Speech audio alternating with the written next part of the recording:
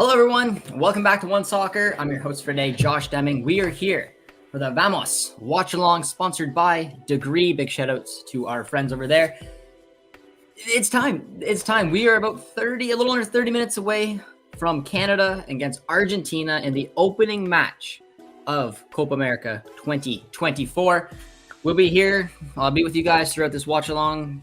Try to answer as many comments as I can, get your guys' thoughts, opinions. This is history, you know? This is our first ever Copa America. I have talked a lot about it for a very long time. A while, we didn't know if we were even qualified. And then obviously after qualifying, you know, you're allowed to kind of just settle in, go all in. And I'm excited. The starting 11s are already out, so we can get into those conversations. It's just funny, though, because there's not really any surprises. Like, the starting 11 is basically the exact same as the starting 11 we saw against the Netherlands and France. The only difference between those two friendlies is that Dane St. Clair started against Netherlands and then Crepeau was in net against France. After the performances, I mean, we all knew who was going to start. It was Crepeau. It's exactly what we saw, so there's no surprises. But I will bring up the starting 11 for you guys right now. Let me get it up. There we are. And we got Argentina's in here as well. So just, if you haven't seen the starting 11 yet, this is what it is. Jesse Marsch is going with his 4-2-2-2. We have Crepeau between the sticks, Johnston, Bombito, Cornelius, Davies. The four midfields, Buchanan, Kone, Eustachio, Miller. The two strikers, David and Larin. And yeah, I mean, I'm excited, man. I'm very excited. When I'm looking at the starting 11, I'm looking at Argentina. A lot of talent on that side. Martinez, Molina, Romero, Martinez. I think there's only two Martinez's in the starting 11. Acuna, DePaul, Paredes, McAllister, Di Maria, Messi, and Alvarez. That's their starting 11. This Canadian side will, I think, have to definitely rely on Kone, Eustachio, Bombito, Cornelius. I think those four players are going to be under so much pressure today, and I'm just so curious to see how they're going to be able to deal with it. I think France was an excellent opportunity to see what this team was made of. Like I've mentioned it before, the highlight reels that came from Ismail Kone and just showing what he can do under pressure, surrounded by players, having the technical ability, whether it's letting the ball roll across him, using his body, just being able to not lose the ball in such a critical area for the Canadian team that relieves so much pressure for everybody else going forward. They're going to be key. Eustachio, Kone are going to be so key. And then obviously the center back partnership, which is young, which is new, Bombito, Cornelius, is going to be worth looking at as well. I love the fact how I felt after the France match, although it's a friendly. This is the opening match of Copa America in front of 70,000 people. There's going to be nerves. There's going to be excitement. The number one thing I'm curious to see is how is Canada going to settle into this match? Are they going to let the occasion get to them? And how are they going to do keeping their concentration throughout 90 minutes in the heat and against a team with this much quality? Those are the biggest question marks for me right now. Let me know what you guys think. If you're just joining the stream, drop a like and get your comments in. Let me know where you're watching the game from, if you're excited, and give me your guys' score prediction. First comment went to another saying, will Canada finally score a goal? I don't know. Armin, my boss, asked me my prediction. I did say 2-0 for Argentina. I don't know if they'll score here. I think Kyle Larin or Jonathan David could absolutely use a goal, and it would give them a lot of confidence going into the Peru and Chile match. I've been very open about saying that, you know, for me, this match, win, lose, draw, it's about putting in a good performance, putting in a good shift, showing what this team can do. And I really do believe that they can compete. Doesn't mean I think that they can win, and I made that clear with my predictions, but I think that this team can compete against Argentina. I want them to learn from it, grow from it, and hopefully go into Peru and Chile with, you know, the optimism of taking 6 points and moving on in this group. I don't know how this game is going to go. I really don't. I think there's some key areas where Argentina can punish us, but also think there's some key areas where Canada can have success. Messi's going to leave a lot of space when he drifts the way he does. Can Canada attack it? Can Argentina cover it properly? They're set up to allow Messi to do that. But I am really looking at that left-hand side with Liam Miller, who I think has stepped up so far under Jesse Marsch along with Davies, and I think they can cause problems against Molina. I really, really do. But then, like I mentioned, in the midfield and going forward, this Canadian team cannot turn over the ball, and they cannot be caught in transition because this Argentina team is full of quality, and they will punish them. France had some opportunities. They just didn't take them. And this back line and this team just in general will be tested.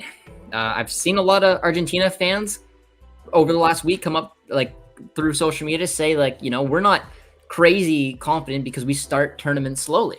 The World Cup was a great example of that, losing that first match against Saudi Arabia, but then obviously going on and winning the World Cup. So, maybe this is an opportunity here. I just think it's going to be insane. 70,000 people. Messi Mania obviously is all across the U.S., wherever Inter Miami goes. It's going to be quite the event. I can't wait to see what Alex says. He's at the game right now. He'll be joining us at halftime, and I'm pretty excited for it. I'm ready. Let me know, guys, you're tuning in from today. You tuning in from Canada, from the U.S., Argentina? Let me know. I picked Canada as a dark horse in Qatar. Yeah, I thought maybe too, but I kind of want to pick them as a dark horse again, expecting better results. I think the difference, at least for me, when I went into the World Cup, as a Canadian fan, I was on a high. I loved the World Cup qualifying journey. I've never experienced something quite like it. This team really looked like it was heading in a different direction with the amount of talent that was coming through, but we were absolutely humbled at the World Cup. We had a really good performance against Belgium, and had two performances that showed the reason why we went pointless.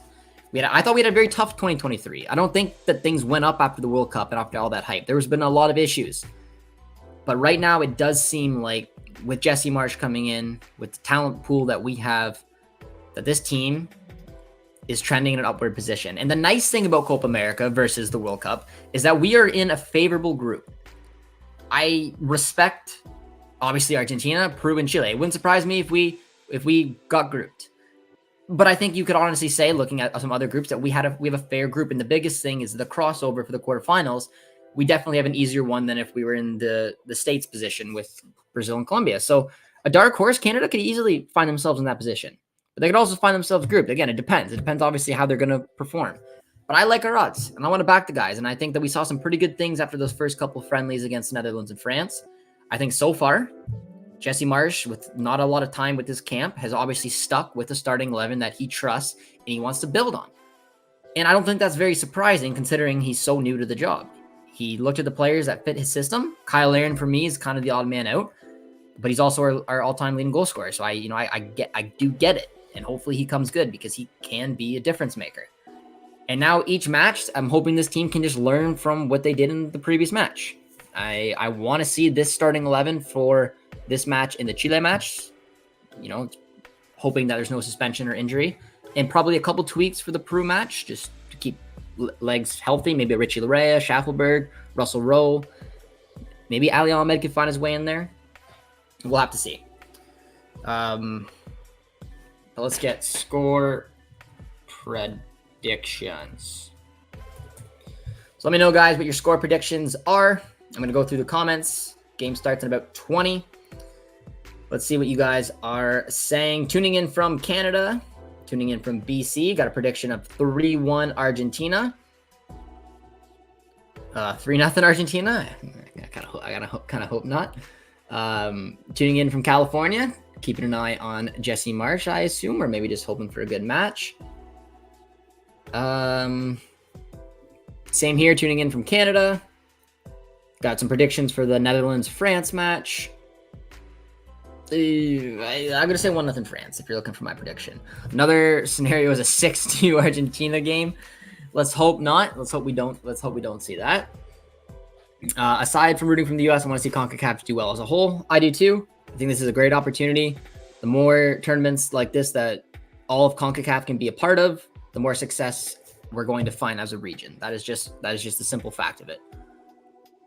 I wish Copa America could just be like this going forward. Have the 10 South American sides, and then hopefully partner up with CONCACAF and have 6, like just a nice 16-team tournament. It makes sense. I don't know if that'll happen. We saw it happen back in 2016. That was a fantastic tournament to watch, although it sucked Canada wasn't a part of it back then. But I would really like to see this type of format going forward, because this is so important, especially with the World Cup that we're co-hosting in 2 years' time. This tournament and being a part of it couldn't have come at a better time. Missing out on it would have been catastrophic. It would have been horrible. It would have been a big setback. But now we have our new manager, we We got a lot of talent, most talented pool to date that this Canadian program has ever seen. And on top of that, we get to play good competition. We're starting the tournament against the defending Copa America and World Cup champions in Argentina. That is priceless experience leading into a tournament we are going to host on home soil. We got a prediction there: 4-0 Argentina, 5-0 Argentina. Best case scenario is Canada, Argentina 3 from us. No, we got Canada 0, Argentina 2. It's kind of what my prediction was. Argentina 3, Canada 1, 2-1. How many CONCACAF teams will make the quarterfinals?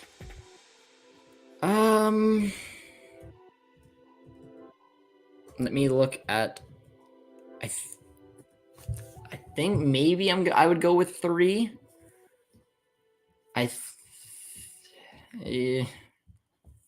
It depends. Like, I mean, obviously, if we're being biased, I would like to think Canada can make it through. I think one of Jamaica or Mexico, but again, you could see it where Venezuela and Ecuador go on. I think the United States will, and I don't think Costa Rica will. Costa Rica's not going to, not a chance. Unfortunately for them, they're in a tough group. If we were in that group, I would say no chance really for Canada either, with Colombia and Brazil. I'll say 2. I think the United States for sure, and I think one CONCACAF nation, whether it's Canada, Mexico, or Jamaica, will find their way into the quarters. So I'll go with 2 CONCACAF. Let me know what you guys think. How many CONCACAF nations will make it through? Also against good competition, absolutely. USA, Canada, USA out of the group stage. Will there be any CPL players, youth, that can make the jump to the Canadian men's national team? I would like to think so. I think that there's been proof of what the CPL has done. Joel Waterman's the poster boy. Victor Laturi is a good example as well. I think there's some really talented players coming through CPL that are making steps as well. I don't know who the next one is going to be, but like I said, that there's proof in the pudding there. Joel Waterman shined. I mean, Lucas McNaughton as well. 2 great center backs that shined in this league, got to move to Major League Soccer and took their opportunity. And Waterman is in this camp right now, and he's playing potentially, as long as he gets on the pitch, will play in a Copa America. Victor Laturi as well got an opportunity over in Scotland. He's not with the team right now, but I don't think that, I think he will get another chance eventually. So yeah, I don't know. Like I said, I don't know who's up next, but we will see.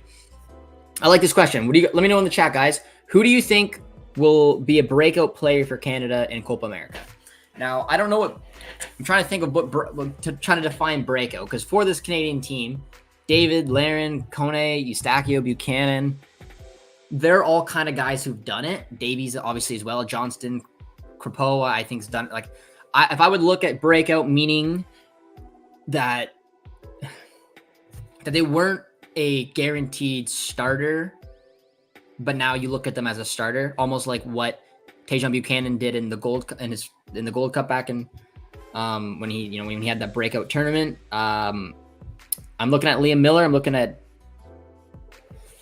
gonna say, does Cornelius count? I would say Bombito or Miller, and I don't think Kone. I think Kone's already broken out. Like, I think Kone had his moment, and it would be a surprise to me if he had a fantastic tournament. I think having a good tournament would potentially lead to a big move, but I think that could happen for several players. Bombito, Cornelius, Liam Miller, Kone.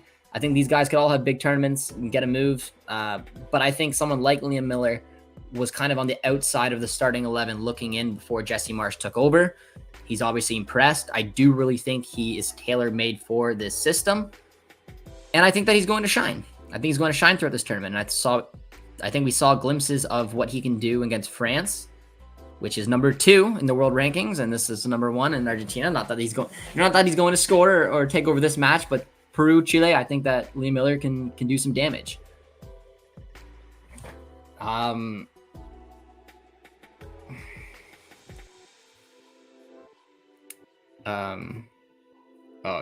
I think TJ Tahid is the one to look out for if you want me to take a look at those ones. There's just something about him. I think he's going to get an opportunity somewhere in Europe. And, I would like to see him maybe go to the Netherlands. I think that could be a good little landing spot for him. Breakout player is Bombito, and I think that's another great shout. there's going to be interest, I think, in him. I think that he's a very unique center back with the amount of pace that he has. He's raw. He didn't have the most orthodox route to pro. And all of a sudden, when you're looking at our back four, to me, at least, even before this, it looked like he was the guy to replace Vittoria as that right-sided center back. I'm thrilled that Jesse Marsch went with Cornelius Bombito. That's who I would have loved to see. And I think that they've showed some pretty good things. But like I said, I think one of the biggest things, if we're going to even have a competitive game against Argentina today, is how this team is going to do throughout this match.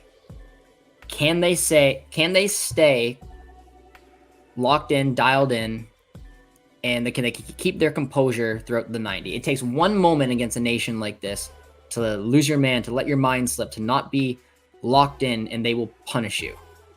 We saw that against France. We weren't punished. I think Bombito, Cornelius, they're like, this is new to them, especially Bombito. This is a tough task. I think Kone and Eustachio did everything that France match to ease as much pressure as they could on their back line. I think they deserved a lot of credit for that. And they're just going to have to stay locked in. And it's not always easy, especially when you have someone like Messi, who's almost unmarkable because he has license to roam. It's hard to even stick somebody on him to try to shadow him because it'll just leave space. You can't really stick Eustachio or Kone on him because if he drifts from wing to wing, it's just going to leave more space in the middle. And Argentina have other players that can punish you. So I'm very excited to see how Jesse Marsch is going to try to line this team up to not get punished by Messi, but also not to to break your shape and to stay compact and do your job. So we'll see. Jesse Marsch's lineup is 4-4-2 park the bus strategy. I don't think so. I don't think Jesse's going to park the bus. I really don't. I don't think that's in his nature. I think that he hopefully will have a more, defensive attitude towards the game, a touch, but I think that he will still want his team to do what he wants them to do and play his brand of football. I think they will attack higher up the pitch. I think that they will play Kone and Eustachio into positions where they're going to have to rely on them. We saw it so many times against France that they were in positions where they turned over the ball, they were going to be punished. But they trusted these players to make a play, and they were always able to. And they look dangerous in transition. They have a lot of speed. I don't think they're just going to sit back, and I don't think they should sit back. I think if they sit back and park the bus, they're going to get punished, and it could turn into an ugly scoreline. I just think they have to be very strategic about the way they want to attack and not to leave themselves in space. And it's going to happen. They are going to turn over the ball every once in a while. And it's just whether they're in the right positions to be able to make up for it and rely on players to do big things. It's not going to be easy. But I want them to play that way because I think that's what Jesse wants. I think that's what this team can do. Because I don't think we're going to replicate what Saudi Arabia did. I think, and I looked at the stats not that long ago, I think they had like 20% of the, 22, 23% of the ball, something like that. And they did that strategy. They just parked the bus and, they had a couple great goals. I don't think this Canadian team will find success like that. Messi will be scary. He is always scary. You can't, you can't plan for him. You can't because if you, like I said, if you try to shadow him, I just think you'll be exposed, especially when you line up in this 4-2-2. It makes no sense. You're just going to have to trust that, you're just in the right kind of positions to stop him, or, he doesn't do something insanely incredible because that's what he can do. And there's nothing you can do about it. The entire Argentina midfield is scary. It is. And they're built in a way to allow Messi to do what he wants. Like, if it's a 4-3-3 and it's, and Messi goes out wide, well, DePaul's there to cover the space. This team is set up just perfectly to allow Messi to do what he wants. And it's why they've been so successful in the last few World Cups. They know how to defend. They know how to put their best players in the best positions to be dangerous. And it's going to be tricky. And I'm just excited to see how this Canadian team can line up against it and what it's going to look like. Canada should go with the back five. Or five backs. Yeah, no. I don't think so, man. I don't think sitting back and playing that way would work. I personally don't. I think that it would be punished, and it's just not the style for this team. And if you watch what Jesse's done over the first two friendlies, and I think it just goes just by looking at the starting 11. He doesn't have a lot of time with this team. He put together a starting 11 he felt was best. We had a okay first half. Like, it was decent. We saw some nice things, and then we completely fell apart. Well, instead of just, starting from scratch, throwing some new players, trying to switch it up, I felt like it was an indication that, he trusts this group, this 11, and he wants to learn from what didn't go well against the Netherlands and make small tactical tweaks to still play his game, play his philosophy, and hopefully learn from it. And I feel like the 0-0 result against France was a direct indication of that. And then, to no one's surprise, at least not to mine, we see the exact same starting 11. It was just a keeper. And, he gave Dane and he gave Max the opportunity. Max, I think, took it. And that's why he's starting this game. And it makes sense. Like, it makes sense to me. He hasn't had a ton of time. He is doing his best to get to know the players as he can, and he trusts these 11 the most. I think this is the 11 that I believe makes the most sense, maybe except for Larin, but it's a tough circumstance because of what Larin's done to this national team. That's why I was saying Ugbo makes more sense to the system, but Ugbo's not even in the starting 11. Wishing you all the best. I'm supporting Jamaica. I appreciate that. I think a lot of CONCACAF is showing support for one another, and like I said, I'm hoping to see CONCACAF have a strong showing in this tournament.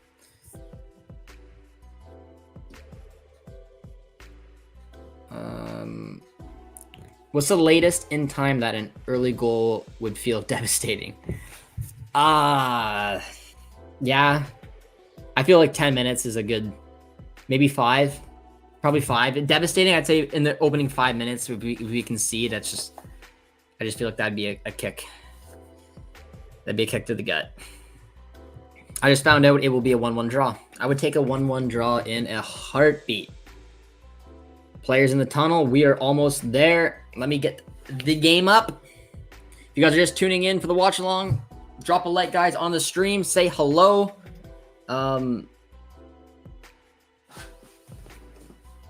Nico says, how come you're not answering my questions? I want to hear your thoughts. I just want to focus a little bit more on the game, my guy.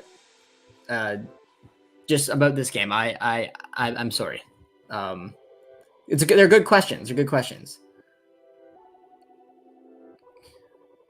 If you had the chance to start a CPL Youth Development League with, for example, so what's the question? If I had the chance to start a CPL Youth, you're asking if I had the chance to start a player in a league?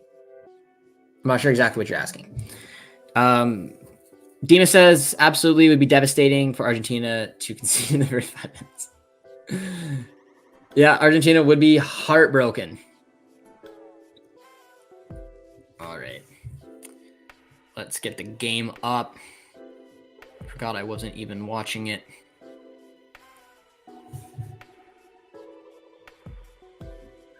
All right, we are new. You like it? Oh, would I create a league? Yes, but a lot of but I think they all have like their own relationships, or I think most of them do. Like Sigma to Forge. There's a Sigma 2 as well. Yeah, more leagues for development the better, but there are some in place. Are we happy if we draw? I would be thrilled if we drew. Absolutely thrilled.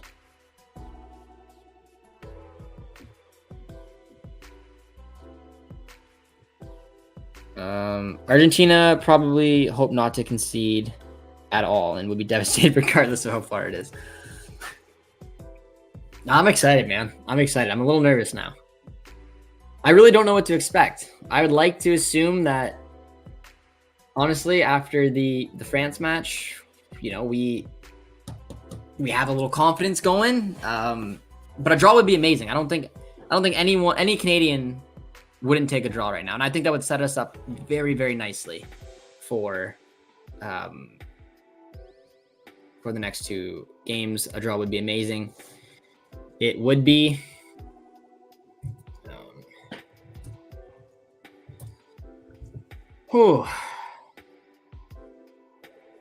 I got the nerves going.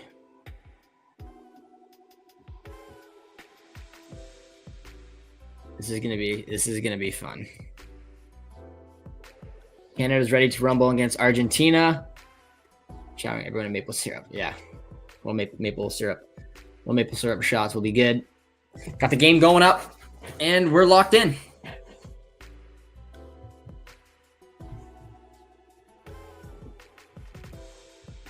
I know what to expect. What do you expect?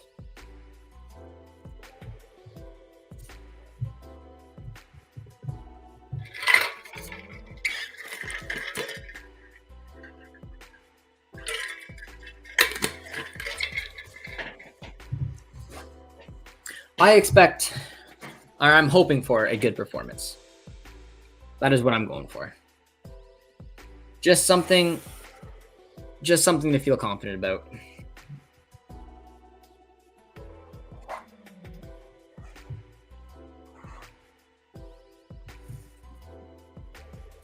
Canada wins if they score first, regardless.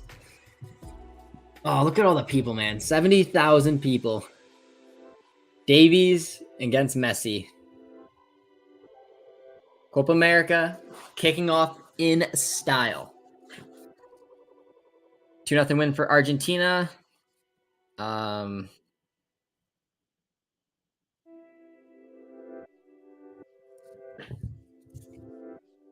Yeah, we will see. The first goal will be a historic moment. Do you guys think that Canada will score in this first match? Are you confident? I don't know how I feel.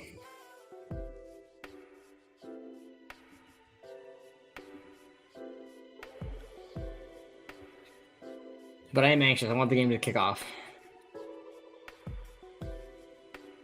Who do you guys think will score Canada's first goal in Copa America? I remember having the debate for the World Cup, and I think I said Jonathan David.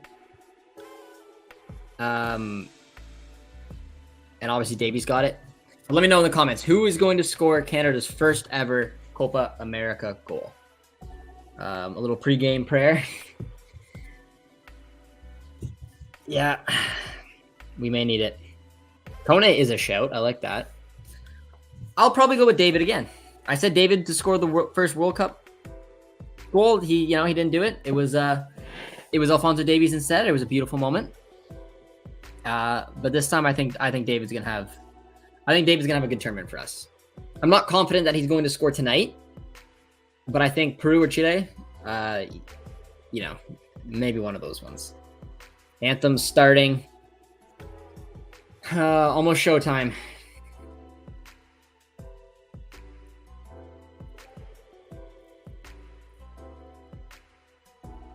Just such a, I don't know, man. It's a surreal moment. I don't really know what to expect. Just here to have a good time for this first match and hope to see a good performance. My TV just went out. I'm gonna say I heard that there's a nasty storm up Toronto way. Armin said that it was thundering and not good. So hopefully wherever you guys are tuning in from, you don't get impacted by that. I'm tuning in right now where it is not raining. It is still like 28 degrees outside. Oh, that would suck. But yeah, I heard Toronto is not in great shape. So you're flying solo for this match? It looks like it. Alex is actually at the match, and he will be joining me at halftime. But Dimitri is not joining this game. I think he might be joining for the Peru match, and he's doing the watch along for the Chile match. So it's just me for today, except Alex will be joining. I don't know what that's going to sound like. I'm excited to see where he's going to be joining from. If he's, I don't know, if he's in the press box somewhere. Or, I don't know. My TV isn't turning on. That sucks. Man, that sucks. I wonder if we lost Armin as well. If your Hydro went out, where are you tuning in from? Are you in Toronto? Because that's around where Armin was, and he said that he was nervous that his TV was going out. So sing along, guys. I don't have the volume going as well, by the way, because copyright issues. So I can't actually hear them singing the anthem. Maybe I should put in headphones. But I want to be able to pay attention to you guys. I might do that. I might put in some headphones. Just so I can hear. I usually do it without any headphones. But I do I want to hear a couple things just because this is a special moment. Oh yeah. That's nice. That's nice. All right, guys, here we go. Drop a like on the stream if you're ready for this. Get your final predictions in, and let's enjoy this match together. How's the fam doing? I think nervous. I think nervous is the correct answer here. Argentina lining up in the 4-3-3. All eyes on Messi.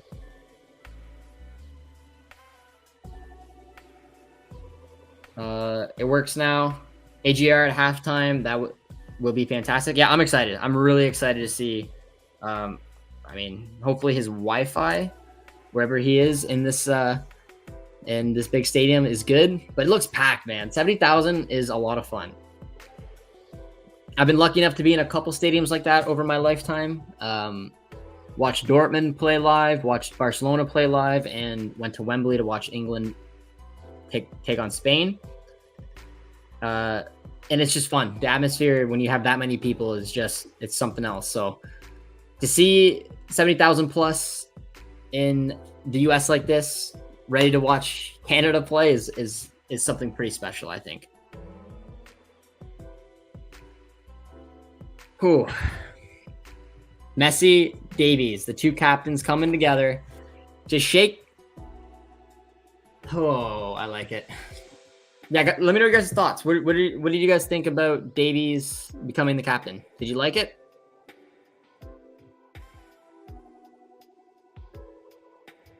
Because I know that a lot wanted to see maybe Eustachio get it.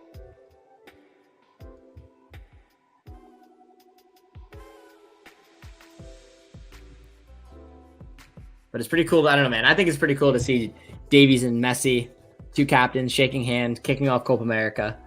It's go time. Excited for this new era of Canadian national team. I am too.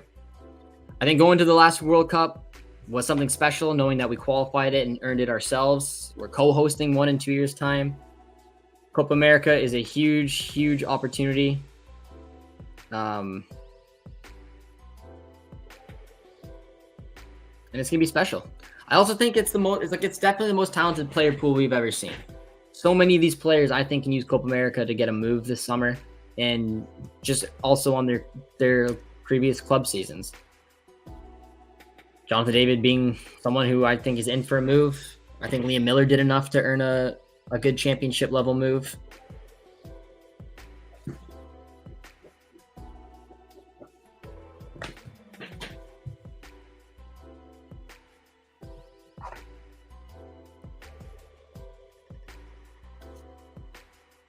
I guess they're not playing on grass. Did they say something about that? I thought they were playing on grass.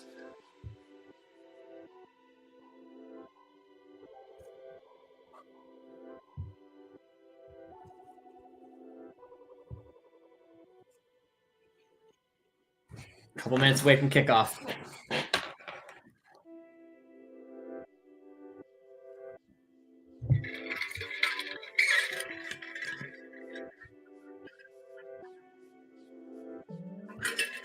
They just said it's Argentina's 44th Copa America, which obviously, you know, it's every South American nation makes it, but this is Canada first, and we're underway. Canada, Argentina kicking off Copa America in front of 70,000 people. Here we go.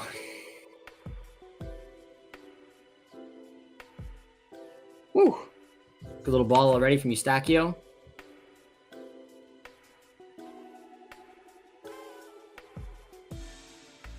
Canada on the ball early. Oh, nice move from Johnston. Can he keep it in? It's the start you want to see, though. 37 seconds in. A nice little long ball from Eustachio trying to send Laren in. Johnston, sorry, had a A good little touch, just ran it out of play. Canada look up for it. What is your score prediction? You guys can get yours in the chat. I went on the record saying 2-0 Argentina. So but I also said 1-1 if I want a more friendly prediction. So.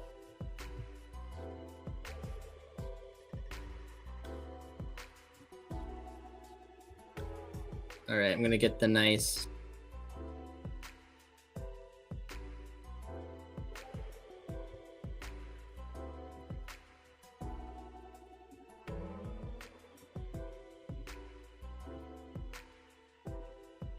Oh. All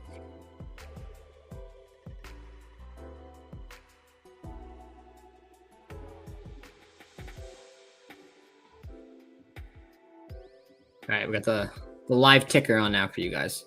Wasn't the cleanest, but I can do it properly. All right, we're underway.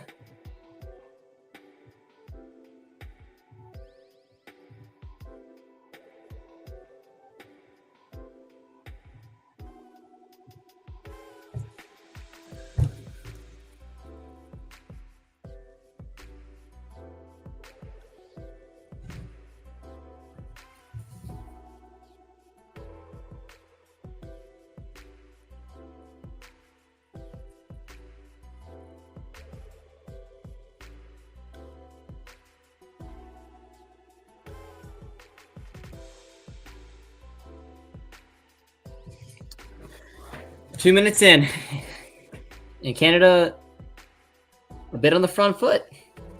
And like I said, you guys were asking me a little bit in the pregame if we were gonna park the bus and sit back, and I said I don't think so. And they're like, look what Liam Miller can do. I don't think that's Jesse Marsh's style. I think he doesn't want to invite pressure. I think he wants to play the way that he believes his team can, and I think that they're going to be able to create chances from it. And just right there. Look how calm Kone is with the ball. He just, that's a poor ball. He just takes that extra second. He's aware who's around him. He had pressure on him. He waited it out. They just did a little run by, and he was able to move forward. Kone is definitely going to be someone to keep an eye on.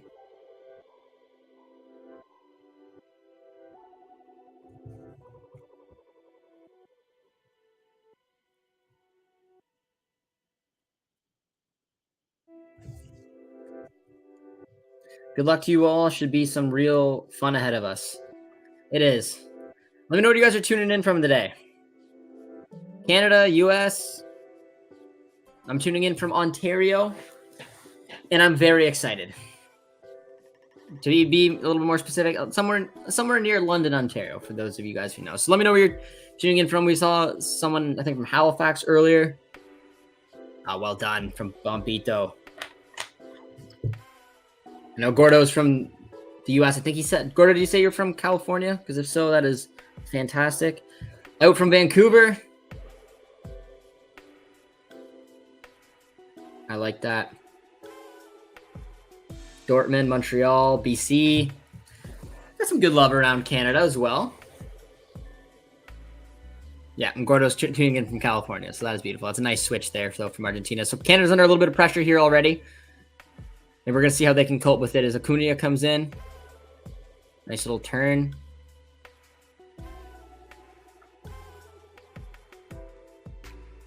Woo!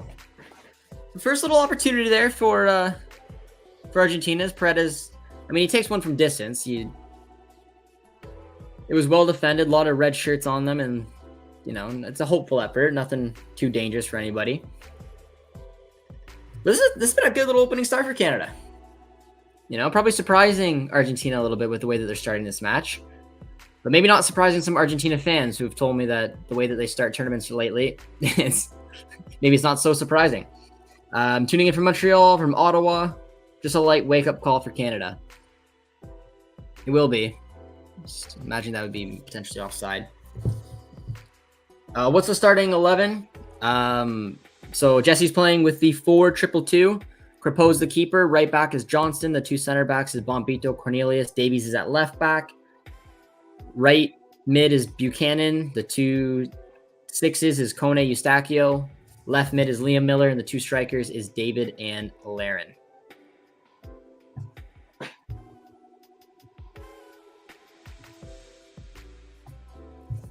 So it's basically the exact same.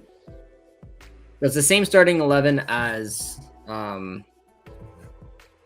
it's the same starting 11 as the France match. And basically the same starting 11 as the Netherlands, except for Crepeau's in net instead of Dane St. Clair. But this is what we expect. Like I said, Jesse Marsch has his guys. I think this is Jesse Marsch's best team. And Crepeau, very early on, does well. Nice ball from Cornelius. And that's much better from Kyle Aaron. Dropping deep.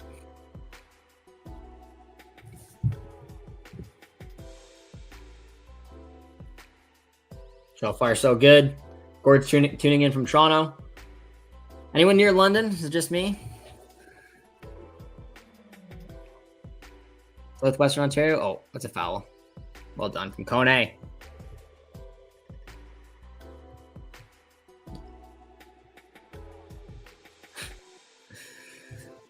Kone, I think they said this is Kone's 20th cap. But I talked about it a little bit before.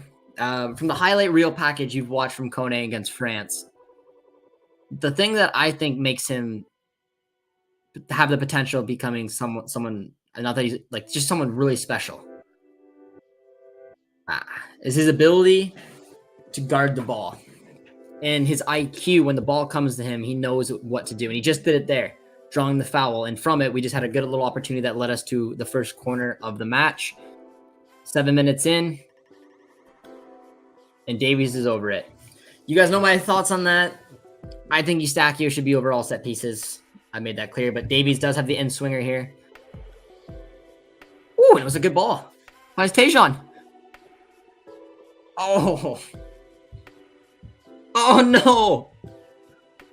No. Crepeau. Yes. That was a big mistake there from Kone. Oh, and we got lucky. Oh, it was a beautiful ball coming in from Davies. It didn't look like it was defended very cleanly, and then it just kind of popped back to Kone. Oh. Huge scare for Canada, and they get let off the hook. Oh, I don't know what happened there from Kone. I was just talking him up. That's not what you wanted to see. He was pressed down and just wasn't able to. And Messi was through on goal, and you throw your house on him scoring from there. But Crepeau does extremely well and shows why he's our guy. That was a little. Someone asked me, would it be devastating to concede under 10 minutes? And I would have felt pretty devastated there because Canada got off to a really strong start right now. Didn't seem like they were nervous or weren't ready to go towards the match. But they would have been punished there just from a simple little mistake. But that was a huge save from Crepeau. Deserves a lot of credit for that. One-on-one against Messi. You're putting your money on Messi, and Crepeau just makes a big save. Now a little sloppy. Well defended. A good save from Crepeau. Do you think Argentina is the best team in the world right now? I do, and that's another beautiful ball.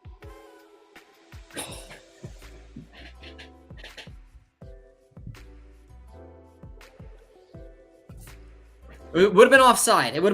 So it wouldn't have counted, but that's within the last 2 minutes. Messi's been through on goal twice. You cannot let him keep getting in like that. He's going to score. Oh. Argentina, I think they've woken up a little bit.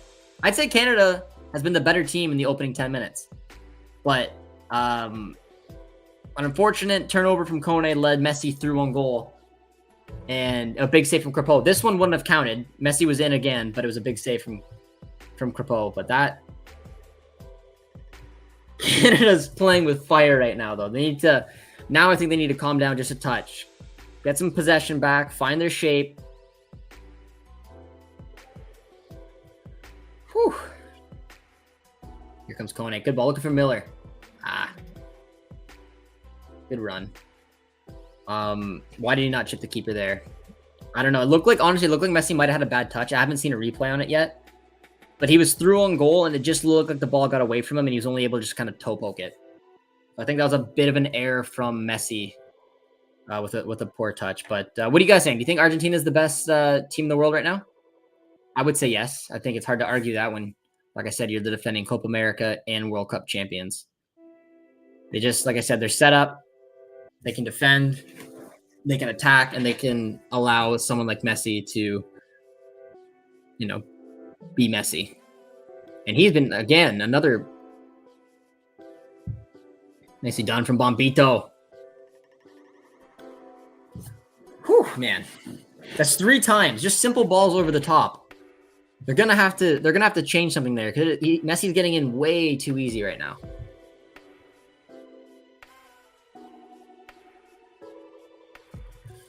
Whew, until dethroned, yes. From what I saw today, Spain might give Argentina a good game. I watched that Spain game as well. Won a little money off of it. But hey, I thought they looked good. I thought they looked really good. Nico Williams is a baller, by the way. I mean, if you watch Athletic Club, I think a lot of people would know that, but I thought he was the best player on the pitch. He looked incredible. Solid midfield. The 2 center backs, I'd say, is probably their weakest point. But yeah, they're a well-run machine. Mine's Laren. And this is where it's fun to watch Canada right now because you know that they can create something when they have the ball, and Argentina will let them do so. Here comes Davies.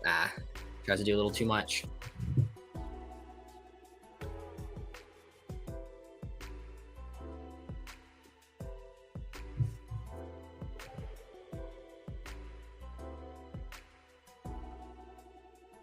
And this is where I get excited when Canada has the ball and Argentina just lets them. But so far, we haven't been able to create a ton. But when Argentina's had the ball so far, the last 3 possessions, they've just found a simple ball over the top. So they need to watch that space. It's coming a little bit from the left. So I don't know if Davies and Cornelius need to get a little tighter together, cover a little bit of that space. But if you look at the back 4 right now, Cornelius has a step up. And that is where Messi is punished in the last couple times.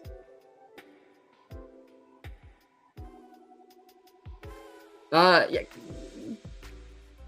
Not Canada not pressing. It's not like a high press. It's definitely a more conservative approach from Jesse Marsch. But they're not sitting way back and just welcoming Argentina to walk up the pitch. Like they're not pressing like maniacs, but they're just allowing Argentina to play across the back. But once they make that first pass, it kind of looks like that's the cue where they're going to press. Like right there. Now look at Tejan. And he's well done. So yeah, it just looks like a cue. Once they make that first pass kind of out of the back 4 is when Canada seems to be putting players on them. Now let's see what we can do in transition. Davies finds Liam Miller. That's a good ball.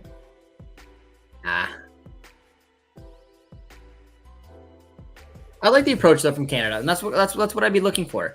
It would be naive to go in full intensity, high press. More than likely, Argentina could play themselves around that, and then Canada would be exposed. I like what they're doing. They're sitting back a little bit, allowing the back 4 to touch it. No threat there. And once kind of that first pass is made, you see red bodies going and closing in on a player.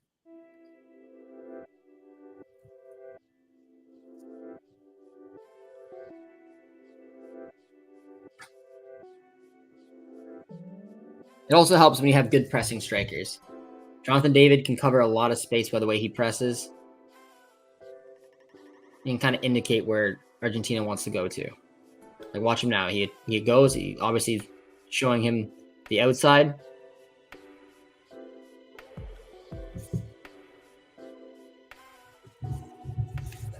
What would a good result look for you guys be in this tournament? You can be Canadian and answer this question, or you could be American. Doesn't matter to me. What do you think a good tournament looks like? Quarterfinals?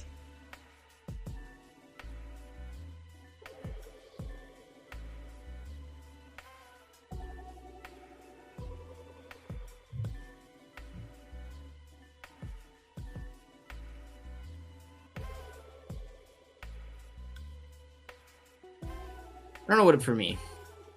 I want to say a great tournament would be getting out of the group.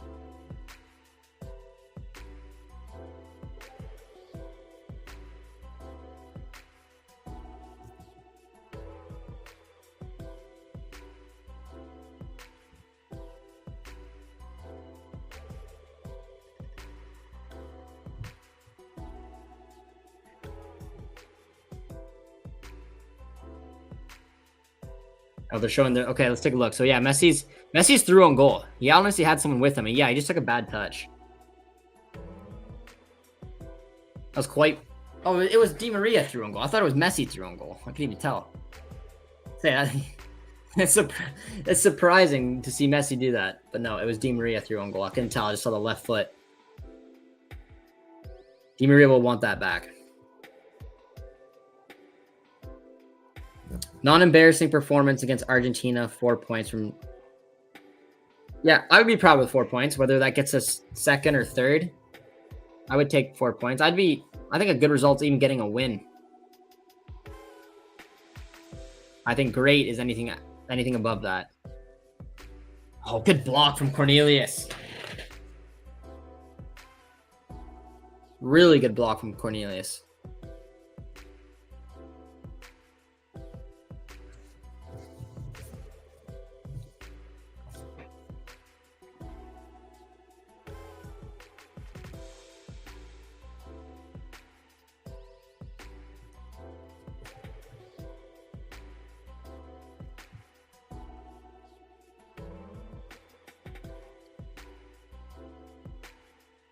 Got Miller and Davies together is what you want to see.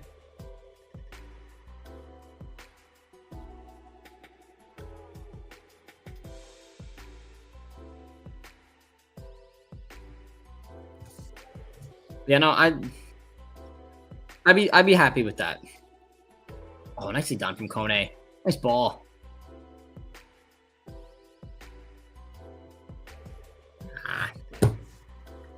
I don't think it's so much how far Canada gets in this tourney, but how they equip themselves. For instance, is the team buying into the new identity Marsh is trying to implement? I think that's really well said. I was talking about results. Results, I think a great tournament would be getting out of the group, but I think a good tournament would be getting like a win. Whether that's you finish in third place, that doesn't matter. But more, yeah, it's about getting this group to take a step towards 2026. Jesse Marsh just came in to the gig. You know, he had 3 very tough matches to kick off his tenure. I want to see these players buy in, and I think they already are. I think there's really good evidence so far that this team was almost made for Jesse Marsh. And Jesse's adapting his game as well. He's not doing everything that he would do if he, for example, had a club team. They're both doing a little give and take here to trying to make it work. And I think Jesse, so far, 19 minutes in, it's been a couple scary moments, but I think he's doing the right approach. And I want to see the players buy in, and I want to see Jesse be able to grow game to game. And going from the Netherlands to the France match, there's evidence that this is a whole different animal. This is Argentina in a competitive match in the Copa America. We're the defending champions. And 20 minutes in so far, we still 0-0. We still 0-0. But like I said, there's been some scary moments.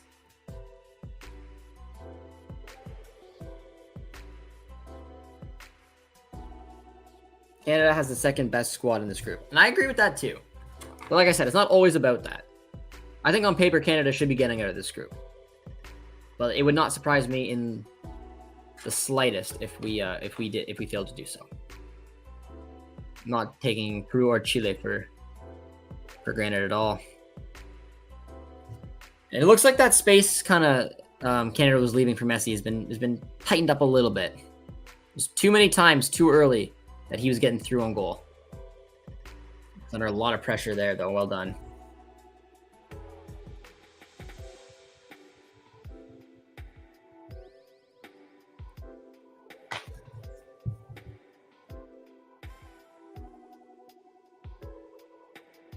Molina. Oh, nicely done from Kone. That was a foul. Well done. Eustachio and Kone are getting asked a lot right now. That was well done. Well defended. It looks like Jonathan David was backtracking a bit. Did he get... Yeah, nicely done from David. Argentina don't quite look quite in rhythm yet. Not quite, but they've cut out a few good chances so far. Early on, it was just simple balls over the top that were causing us a lot of problems. Nicely done. Here comes Kyle Aaron. Oh, foul. Yes, sir. Very good position. That's well done from Kyle Aaron. Uses his body well to win the foul there.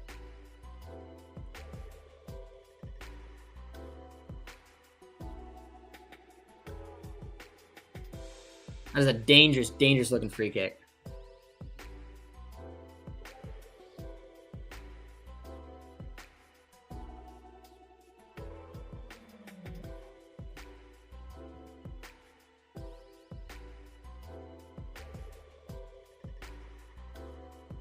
I don't think I've...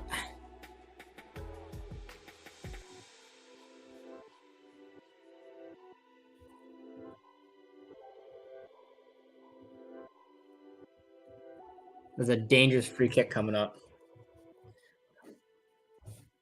I don't know if I want Davies. I mean, it definitely favors a left foot here. But Eustachio, I just trust him more regardless. He's a better set piece taker. I don't think Davies has ever scored. Correct me if I'm wrong, but I don't think Davies has ever scored a free kick goal before. And this is close. This is a very, very close free kick.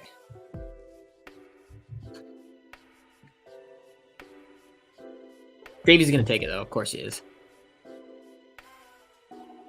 Ah!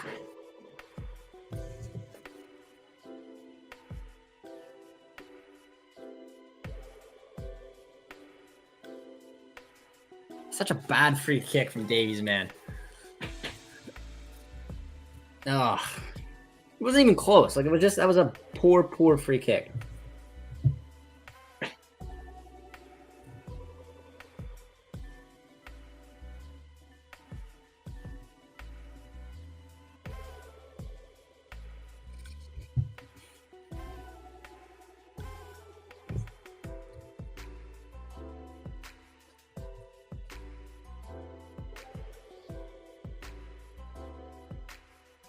Oh, give a goal kick.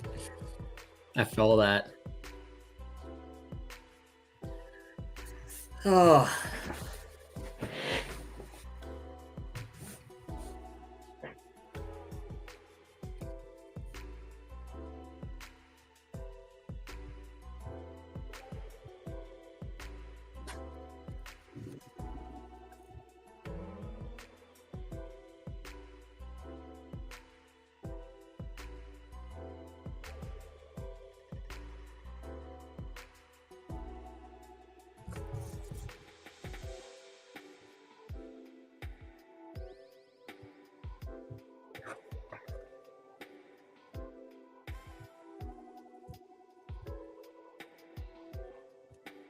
Could this be a goal coming up? No, it looked like it was going to be a corner. Been a good opening 25 minutes so far. For Canada, they can hold their heads up high. I'm just disappointed by that last free kick. I'm just so critical with Davies when it comes to set pieces. There's no reason he should be over them. Corner kick, free kick, especially free kick. Sometimes he can get a good corner. He did have one in this match already. But I just feel like that was just set up so nicely for Eustachio to just take a hit.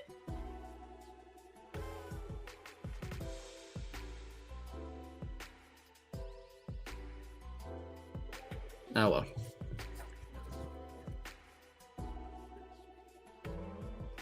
Who do you guys think is going to win Copa America?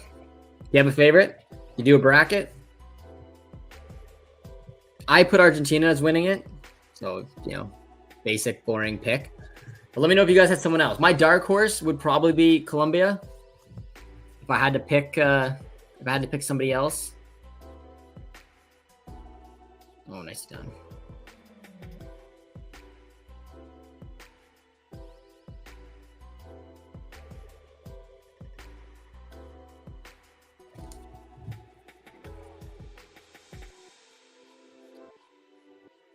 Yeah, I don't know. I just feel like Argentina's going to do it again. I'm not overly confident with that Brazilian team.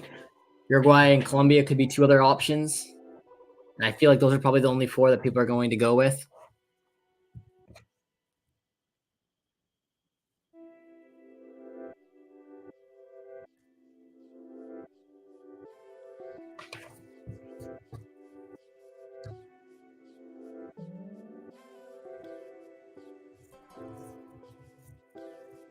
Nicely done.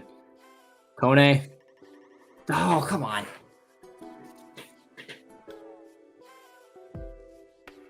He's got to play that just a touch sooner. He did so well. It was a nice little driving run, but he had to release the ball like a fraction earlier. Oh. Get it out. There we go. Oh. Oh, that's foul.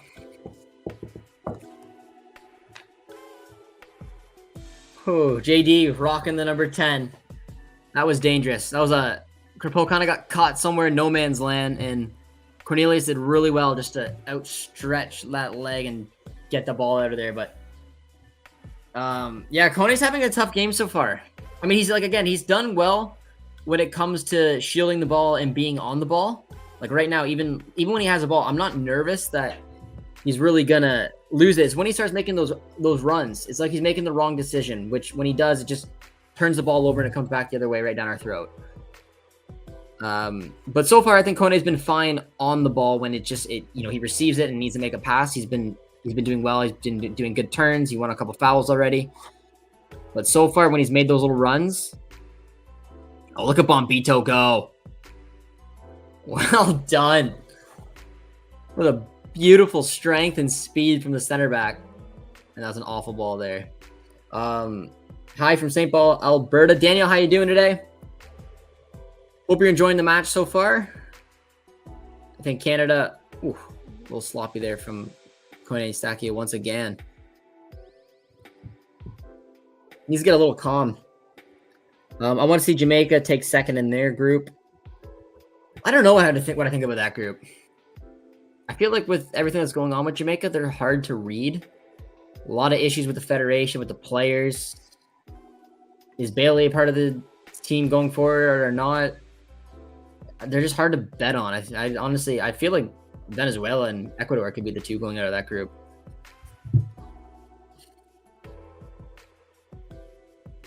Cornelius with a good clear there. Yeah, Cornelius has looked pretty calm so far. What a block that was from Cornelius.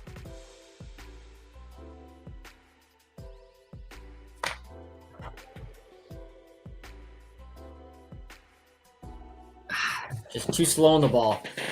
Yeah, Bombito, I think Bombito's looked really good so far.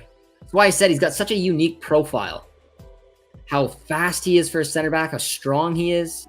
Oh, here comes Davies. Look at that. No! Put it in! No! Oh, that was the best moment of the match so far for Canada.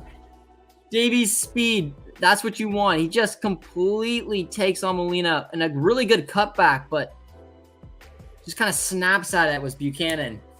That was really well done from Davies there. Tejan will want that back. That was a good opportunity. You see the chemistry though building there from Davies and Miller, but when Davies goes forward, he puts his team in a little bit of trouble, just like he is right now. There is space to exploit for Argentina between Davies and Cornelius because he just goes forward very often, and they're not usually tight.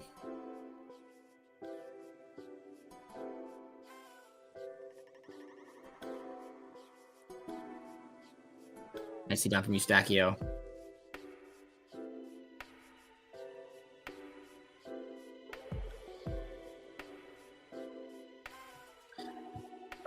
I can extend the box. Let me just see. I just don't want to take the score out for you guys. There's the whole pitch. But I lost.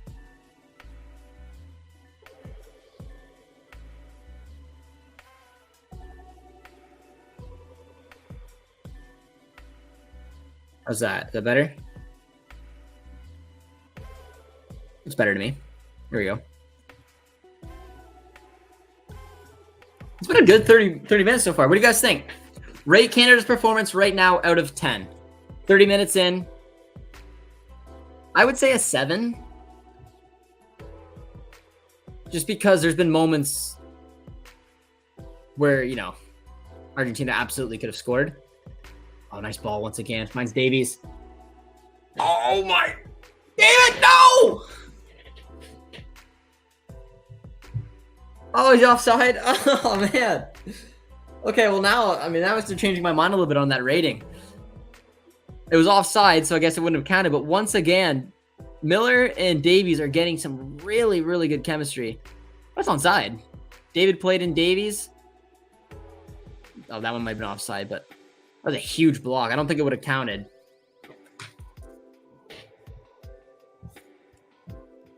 Well, that's two really good opportunities. I mean, Argentina had a couple of really good opportunities, but Canada did as well. And one of Argentina's was offside, and so was Canada's.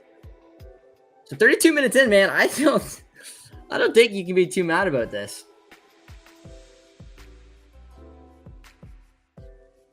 It's not perfect. Like, there's been some sloppy moments with Canada, but all in all, 32 minutes in, Canada created two great opportunities. So did Argentina. Yeah, I think 7.5 is maybe fair. Some of you guys are saying 8. Fantastic game so far. This is great. Thank you. What in the world? 8 out of 10. I think that's fair. Anywhere between 7 to 8 out of 10 so far. I mean, it's 0-0 against Argentina. I'd almost feel like that's almost a 10 out of 10 in itself. But the way Canada's playing, there's been some really good moments, but there's also been some moments that have made me a little nervy. Like I mentioned, the space between Davies and Cornelius is something to maybe be a little concerned about. Every time Davies has the opportunity, he's obviously going forward. I mean, that's where the two chances were created from. So it shouldn't be a surprise. It's just there is a lot of space there for Argentina to attack. Armin says we're winning this 4-1. I will take a 0-0 draw, Armin. I will take a 0-0 draw right now if I could take it. But it's been a good watch. You know, I think if you're at the stadium right now, you're happy. This is end-to-end action, good chances, good football. I thought they were gonna score there. Whew.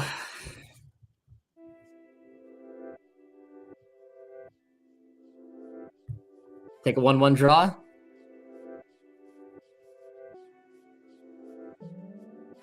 Nice ball from Messi. Acuna, well done by Buchanan. There's been some report on Jonathan David, guys, so I'm going to ask you guys this question because I've had a lot of people reach out to me just to say their opinion, and I want some of your guys's. Jonathan David has been linked to West Ham United, Tottenham Hotspur, Chelsea FC, and Manchester United. If he is to go to one of those 4 teams and he's to head to the Prem, where would you like to see David go? Let me know in the comments. Because I really don't know. I think I would still lean towards Tottenham for the style. I think he would really suit Ange's team. I said that last year. I don't know how I feel. I don't want him to go to Chelsea at all. I don't really want to go to West Ham either. So maybe United, but I feel like Tottenham could be a real fit. Like it's just the way that team. I think Ange would love having a striker like Jonathan David. They got some ballers in there as well. That's kind of where I'm leaning to. I just think United, Chelsea, or West Ham are. Tottenham don't win trophies though. They don't. I didn't say Jonathan David would be going there to win. He would not. But he'd be going there to probably be successful individually.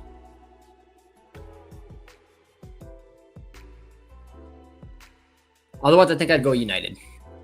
I see done from Cornelius once again. It's a corner, but that's fine.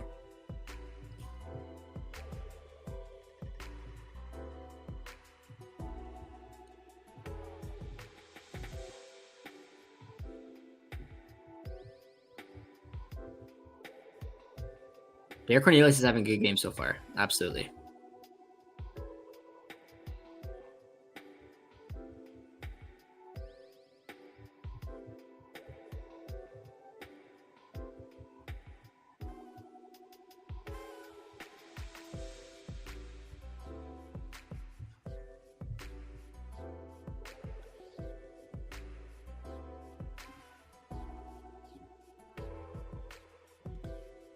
Oh, nice.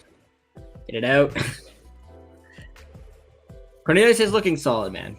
He is. I've been a big Cornelius fan for a while. If you follow Alex and I and listen to us talk about this national team's backline at all, you will know that. It just always seemed like Kamal Miller was preferred to him. And honestly, I didn't know what to think under Jesse Marsh. I think a lot of people think that I think Kamal's the fastest center back out there, and I don't. But I do think that Kamal Miller is a faster center back than Cornelius. And I thought Jesse might want to see that, although I think overall Cornelius is just a better center back. I really think the starting 11 is all players that deserve to be in it from their club form. I'm not really looking at anybody in the starting 11 except for probably Kyle Larin, who I don't think really fits this team. Just the fact that he's Canada's all-time leading goal scorer, and he can have a big moment in him. Otherwise, everyone is performing for their club in this team. Someone needs to calm Kone. It's been a little frantic this match so far, hasn't he? Another easy ball, but Crepeau is out. Woo! It's another ball. It's another simple ball sending. I don't know if this the high line right now has had 3 different times a player sent through it just by a simple little ball. It was a really nice turn from Martinez. Took one ball and I'm not sure who it was. I think it was Alvarez was almost in. Nice little press there though from Liam Miller. Nicely done from Kone. That's more like it. Can he make the pass though? No, he can't, but he gets the corner, or he gets a throw in. What do you think Canada's weakest position? I mean, I don't like the. I mean, it's fine. Like, it's a good question, but it's a tough question because I feel like everyone always says it. But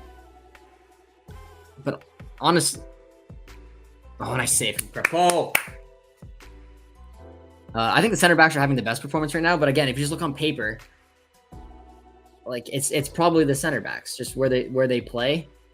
Like, you got Johnston and Davies as your fullbacks. You have Liam Miller, Buchanan as your wingers. You got Larin and David up front. Eustachio, Kone. Like, these are all players playing at a higher level than what Bombito and Cornelius are playing. So when you look at it on paper, you probably look that way. Plus, they haven't been playing together for very long. But so far, I'd say they've been 2 Canada's best players in this match right now, especially, honestly, both of them, Bombito and Cornelius. So, tough question.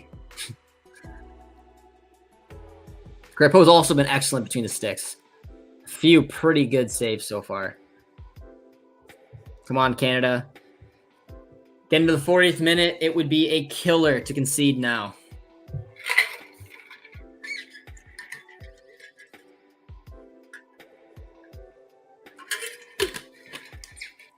I always ask this question for watch-alongs.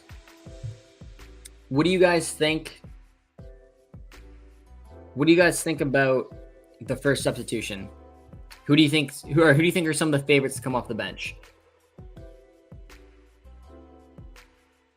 Look at the chest from Bombito. That was nice. Come on, Liam. Nicely done from Davies. Oh, Davies. Lovely. For me, I'm probably looking at Shaft coming on at some point. Russell Rowe could be a good option. I'd like to think Richie. He could be out about it. I don't know if he's gonna come on for maybe Buchanan or if he's gonna come on for Johnston. Those are probably my 3 I'm looking at right away. I do really like the chemistry right now, though, building between Davies and Miller.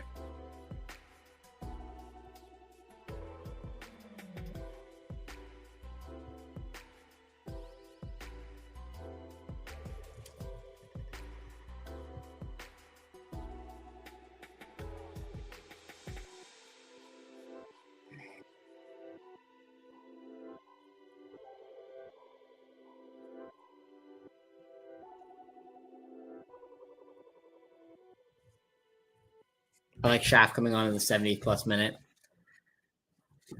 Yeah, I think that's a good time for him. Interesting what you're saying about Laren not fitting into this team, even though he's a good player. I think the same for Balogun for the U.S. men's national team. Doesn't fit their style of play. It's tough. It's tough. I think Laren did fit what John Herman wanted to do. I just think he was the easy player to take a look at, just the way in what Jesse Marsh is going to ask of his strikers. I just don't know if. I mean, Laren loves playing for his national team, and he's like our all-time leading goal scorer. So it's not unthinkable that he could really try to adapt his game and do it. But just like right off the hop, I didn't know what Laren and David were going to look like in this system, especially Laren. I think David suits Jesse's system the way that I think he's one of the best pressing strikers in world football. Nicely done. Really nicely done. Here comes Canada one more time. Very open. Finds Buchanan. Kyle Laren. Who's ball? Oh! Oh, no!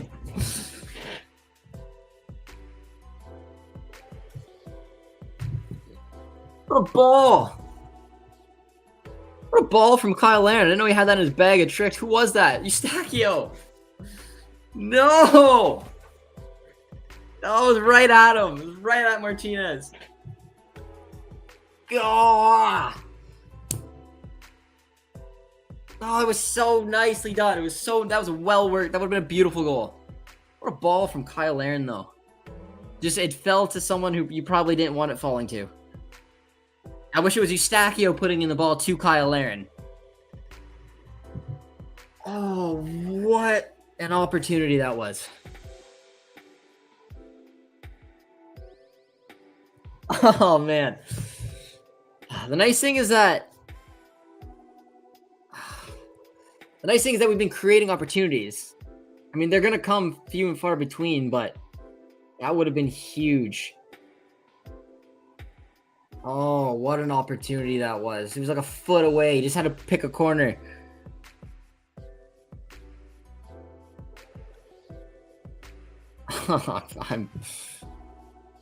Now defend. Don't let... All right. Now just, get her to the half. Get her to the half at 0-0. Get your guys' takeaways in from the first half. What do you got?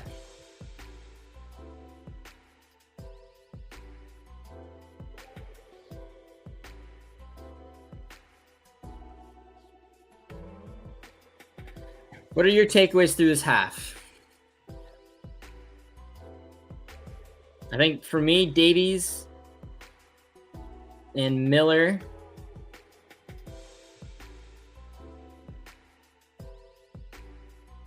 are finding great chemistry.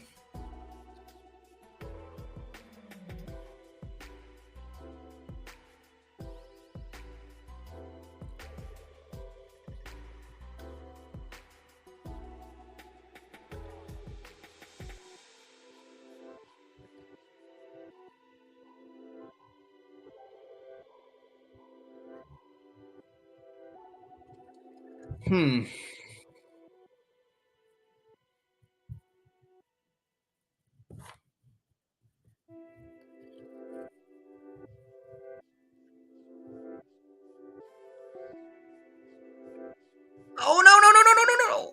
Oh, Cripple.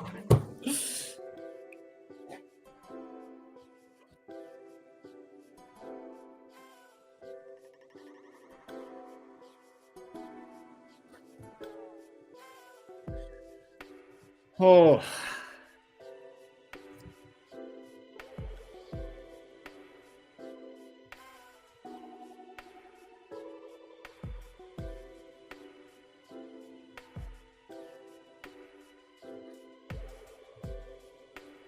I don't know what all my takeaways are. I think I'm gonna put my Canadian men's national team 5 halftime takeaways. Davies and Miller are finding some great chemistry. I really like some of those work that they've done. Crepeau showing why he's the #1 keeper. Nervy moments at the back.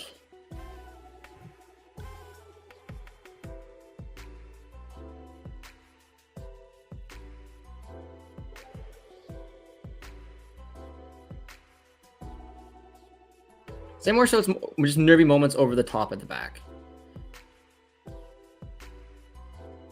Bombito and Cornelius have been class, though.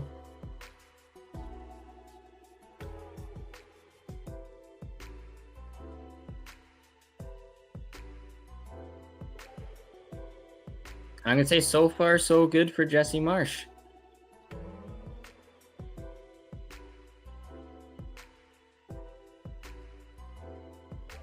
Give me your guys' takeaways and let's go through them. All right, those are mine. Those are my takeaways. Get your guys' in.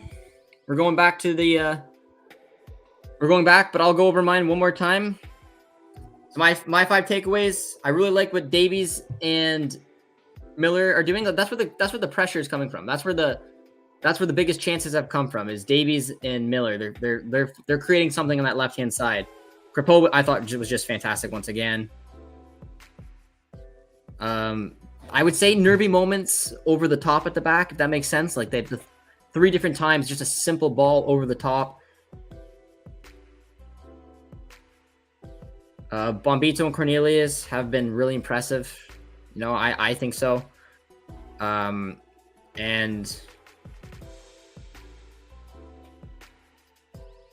yeah, that's mine. Anything you guys want to add?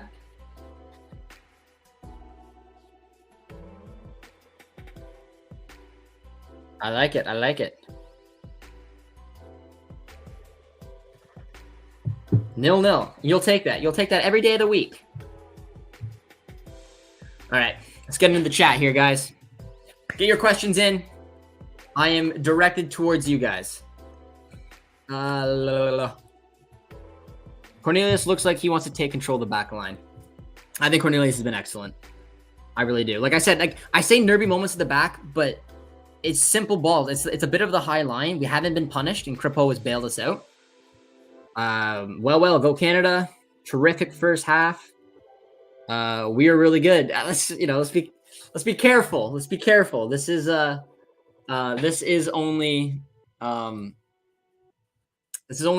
first half, man.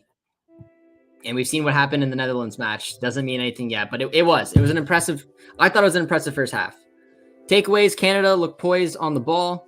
Oh, look at this! Look at who we have here. Look at who we have here. Hopefully you can hear me. It's freaking loud in here. I can. Welcome. All right. I wasn't sure if he was going to join us, guys, but Alex is tuning in from the match. I'm very excited to talk to you. I'm giddy right now, Alex. It's been an incredible game. It's been incredible. It has been. So I'm gonna go over a couple of my takeaways, and I'm just gonna get your thoughts and try to keep you on as long as I can. Let's first talk about some of the nervy moments at the back. I counted 3 different times. It took like a simple ball over the top. Where are you looking at the breakdown there? Are you looking at too high of a line? Are you looking at a little bit of space I find between Cornelius and Davies when he goes up the pitch? Where do you think those opportunities are coming from? And are you worried about that going forward? Yeah, it's kind of the risk that Jesse Marsh takes, right? The way they're defending it's so narrow. Like the front of the press with David and Laird and Bombito and Cornelius, there's not that much space, and that's by design. They want to keep things tight and try to limit that space. So I think it's basically if you beat the front line and you get in that space, naturally the line's high, so you can get beat with the ball over the top. So I think it kind of starts with pressing from the front, with the line being by design. But yeah, it is a bit nervy, but that's also why you want Max Crepeau to be ready, and he was there a few times, which is nice to see. Those are a couple players I want to point at. I think Crepeau's been fantastic. You know, the big question mark was Dane St. So far? I would say so. If not, I think Bombito's been pretty impressive as well. I think, his unique profile with his speed, his strength, there's been a couple times where he's really showed that he's ready to step up for this. I am going to give it to Crepeau. He's been incredible. But what do you make of the partnership between Cornelius and Bombito? It seems like it's been growing over these past 3 matches. I know, like we said, they've been caught a little bit out over the top, but I think all in all, when it came down to just purely defending, both of them have been pretty good. Yeah, they're winning their duels. Their partnership's been good. They've been covering for each other nicely, communicating. They've been a bit nervous at times in the build-up play, which is to be expected. But I think defensively, I've really liked what I've seen from them. Like there was that one where Cornelius was up against Messi, held his own. Yep. Bombito had a few over that top. I think it was Alvarez. It was hard to tell from up in the press box. We're high up, but he like elbowed Alvarez out of the way. It looked like, I think they're holding their own, and that's what you want to see from two young center backs to step up and want to play in a game like this. I agree. I think they've both been good. Like I said, the nervy over the top, you can hopefully adjust for that. But going forward, we talked about a little bit of space that Davies kind of leaves Cornelius, but when he goes forward, Davies and Liam Miller are finding chemistry. That is where the biggest opportunities for this Canadian side come. They almost scored a couple of different times. How important is it for that relationship to blossom, do you think, throughout not only this game, but for the tournament? Because I think Davies and Miller, and I think Miller's worked very hard to work his way into the starting 11, are creating a really tasty partnership down that left-hand side. Yeah, really, so far, Canada's offense has come through three sources. It's been Jonathan David dropping in. It's been Miller and Davies. So I like that you pointed it out, because Miller, he's been aggressive. He's been driving forward. Sometimes it's almost been like, he's lost the ball a few times, but I've liked that every time he picks it up, he wants to go forward. He wants to make something happen. And it's opening up space for Davies because, Argentina has to respect the speed and the threat. Davies has had some good overlaps. You saw it on that one chance in the box. It was like Miller, David, and Davies all combined, leading to Davies hitting a cut back into the box for Larin. That's the sort of relationship you want. When you're playing Davies at the back, you want him to get forward from deep, and having someone like Miller that can cut inside, draw players, draw space to open up the overlap, it's crucial, right? And I think that's why that partnership has been so good. And now we're starting to see it really blossom. And what's great is that defensively, that side has been solid. I mean, Di Maria's kind of struggling, and I wonder how much he has left before they go to some of their young wingers like Nico Gonzalez or Alejandro Garnacho to maybe get some speed. But so far, Davies and Miller are pretty not that threatened defensively, and they're really starting to push forward offensively. It looks like it takes one step from Davies to take on Molina and be gone. Like it looks like there could be a lot of success coming that if they can get them in the right position. I think Molina is going to be under a lot of trouble. But Alex, you're at the game. I just wanted to get your thoughts right away as I was thinking about them. What have you made of it? 70,000 people right now. Davies wearing the armband, shaking hands with Messi. What's the atmosphere like? And, how have you enjoyed the game so far? Yeah, it's been like, I describe it as a party. The game is almost secondary. We showed up to the stadium about 4 hours early, and there's just people everywhere, people dancing, impromptu, like mics, accordions, stuff like that. It was just a party vibe. People are here to just have a good time. But then, of course, the soccer is everything. Like, as soon as the game started, people were chanting. Every time Messi touches a ball, it's just like everyone's breath just sucks up. Like they're waiting for a moment of magic. And, I mean, speaking of Messi, he's the show here. They showed his face walking into the stadium, loud cheers. They showed him walking onto the field, loud cheers. They showed a helicopter of the bus come to the stadium, loud cheers. Like everything he does, it's incredible to see. I've never seen so many number 10 Messi shirts in my life. He's obviously the main spectacle. From Canada's perspective, there is a good sprinkling of voyageurs. You can hear them in the game, which is pretty cool. Whenever Canada has a chance, you hear some Canada chants. But it's been funny because Argentina fans are booing Canada. For them, this is a Copa America game they want to win. And I think it's for the Canadian players, it's a great learning lesson. It's like such a unique, hostile environment and something that they can definitely learn from. The Argentina fans have been nothing but kind over YouTube. I've been doing a couple streams and they've been super nice about it. So it's interesting to hear that in the stadium, but not. I think that they don't want to disrespect Canada by thinking they're nothing. It's kind of you want to you want to unbalance the opponent. You want to make them feel uncomfortable. If anything, it's a sign of respect. You could argue. Yeah, and Canada's earned it. 0-0 after this match. Like I said, it's not only a couple good chances came from Argentina, but Canada had some great opportunities as well. I thought it was funny that Larin's the one who put the cross in for Eustachio. You wish that was reverse. It was Eustachio whipping in, because unfortunately for Steph, he just put it straight at the keeper. But I want to focus on Eustachio's other partner in the midfield. A lot of comments are coming in here in the chat. I think so a little bit as well that Kone's had a bit of a shaky match. I think that he was so impressive against France, and he showed why he's such a good player. The ability to, there's a highlight reel package of every time he got the ball and there was people swarming him, being able to step through the ball, guarding the ball, making the right step across the player, making the right ball. He just did everything flawlessly. He made it look so easy. And I think at times in this game, he has done that.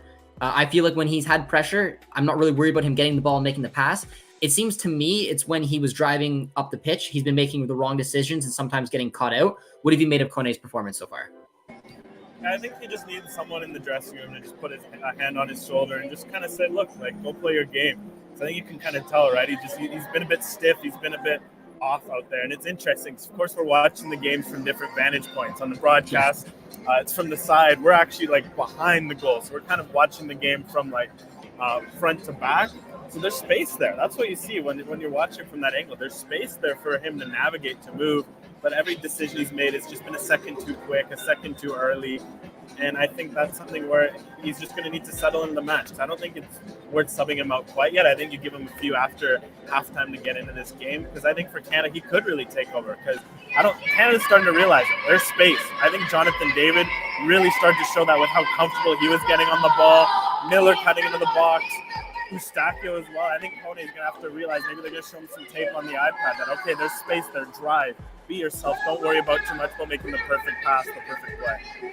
Because I agree, like there was moments in this game where, like I said, I'm not worried about him receiving the ball. He is still very, very good at shielding it and making that right decision. Like you said, he's just, maybe the occasion's getting to him a little bit, which is fair. I'm curious though, because I don't think they're going to substitute him out. I don't think you do either. But out of curiosity, let's take a look at some potential substitutions. Give me a couple players who come to mind. Like, I think maybe Schaffelberg, Larea, a couple of them. Maybe Russell Rowe. And also, if you're going to replace Kone, is it Piet? Is he the only option? Would you go Chouanier? Assuming that at some point you take Kone out. Yeah, I think if you're going Kone out, I think you could go Chouanier. I think that would make sense. Just because Kone is kind of going to be asked to progress the ball a bit more, which you can get from Chouanier with Eustachio playing a bit more defensive. Yeah, I think if you're looking at subs, the only few areas that really stood out is Tajon Buchanan on the right. Similar to Kone, I'd like to see maybe some just like calm it down, play it simple. I guess if not, you got depth. Interestingly, Jacob Schaffelberg was the first guy to go warm up right before halftime, so I don't know if that's a sign we might not see Buchanan, or that's just a sign to stay warm in case Marsh wants to see Buchanan out. Otherwise, Kyle Larin, it's been tough because he's done some tough, dirty work defensively, some tough hold-up play, but he's just been a touch slow in possession around the box. His shooting, his passing, it's always been a half second slow. And again, it's the dilemma with Jonathan David right now. Jonathan David, for me, he's probably been one of the best outfield players. He's been exceptional in possession every time he gets on the ball. But then you see Canada miss 3 big chances in the box, and he's not on the end of any of them. You kind of wonder what he would have done if he had the header Eustachio got, or if he had the Larin chance. And you wonder if Larin might get sacrificed just to put a different profile, if it's an Osorio, an Ahmed, a Bear, an Oluwaseyi, you name it. So there's a lot of options you can play up front on that bench. Well, I'm going to ask you, because I agree. Those are the obvious ones for me. I think Richie Larea or Schaffelberg makes sense to maybe come in for Buchanan. I wouldn't take off Liam Miller. I hope that he doesn't get taken off. I think that Davies and Miller are our biggest opportunity to hopefully create some more chances. I am looking at Larin. I feel like he's the obvious one. I don't know who are you going with? I would like to imagine Russell Rowe would be the first one off the bench. I don't think I'd put Osorio out there. I'm going Russell Rowe. Who do you think? I don't mind the Russell Rowe show. You can kind of play off David, push David forward. I think that's an option there too. So I wouldn't mind that at all. All right, that's what I'm going for as well. And then Alex, just tell me a story about today before we let you go here. You've traveled from Vancouver down to Atlanta. You've probably seen a lot. It doesn't have to be directly relating the game, but just about your experience so far, because the city I've heard nothing but good things about, whether it's MLS, whether it's NFL, that they're fun, that it's a party down there. So I don't know, any cool sights and anything you've seen so far? What would you like to share with the chat here before you go? Yeah, just like how cool it is to see, just people love their team so much, love to support, see all the Argentinian fans, the Canadian fans. There's been some really nice interactions. That's what I love. Like, I've seen Canadian fans taking photos with Argentinian fans, people just being super nice, super vibes. And I think that's what's great. Like, that's what this sport's all about, right? Sometimes you hear like, oh, it's war, you want to fight each other, you want to do this and that. And I think a lot of fans on both sides have realized it's just like, this is a party, it's a good time. Everyone's happy to be there. Yeah, you'll be sad if your team loses, you'll be ecstatic if your team wins. But just seeing that like camaraderie between everyone, and just how it's like genuinely been like good vibes, like nothing off, not even anything close to fights, anything like that.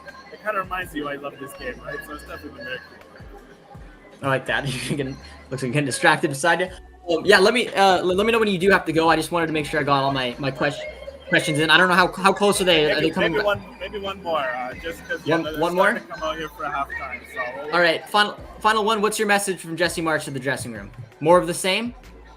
I'd say more of the same. Keep working hard defensively. Like, take an extra second on the ball in the right areas, but also be direct and just in front of the box. Just like, I guess, I don't know, maybe funnily enough, maybe at halftime, 5 minutes of meditation, like just think, visualize scoring a goal, because that's really all that's missing for Canada. They outshot Argentina that half. You would have thought. But they didn't take the most of their chances. Argentina's going to come out flying this half. They're going to come out hard. So be ready for that challenge. And when their next chance comes, try to take it. All right. I appreciate you tuning in, Alex. Enjoy the rest of the match, and I'll talk to you probably sometime tomorrow. Oh, absolutely, Josh. Hopefully you're enjoying the live stream. And, hopefully this game gets a positive outcome. Yeah, we'll see. All right. See you, Alex. All right. Big shout out to Alex for coming on. I mean, he's at the game right now. Nice little 15 minutes for him. And I mean, more, like I said, more of the same. I think Canada has a lot to be proud about. Let's get in some questions from the chat here just before the game comes back on. I'll try to get through as many as I can because Alex was on here quite a bit. Argentina are going to be much better the second half. Canada need to be prepared. I agree. I agree. I hope Canada can take a nice, deep, calm breath, though. I 100% agree with that. That was an impressive first half where they created chances, but they also had some opportunities as well to be punished. So I don't know. I want them to come back out with that hunger that they started the game with, because that was a really good way to kind of take it to Argentina right away. The pressure is sure to be immense. Yeah. Absolutely. Come on, Canada. I'm going back to the game. See y'all later. Thanks for tuning in, my man. Are there many Canadians at the game? Alex said that there's a good chunk of Voyagers there. Made the journey out. They went.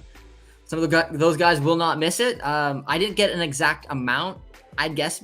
I shouldn't say it. I don't know. Maybe like 100 is what my guess would be. I don't know. Correct me in the chat, guys, if you know, but that would be roughly my guess. Maybe 50.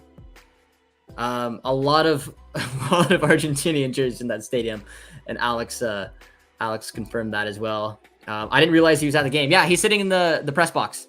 Alex made the journey down, so we appreciate him giving some time during his experience to come join us.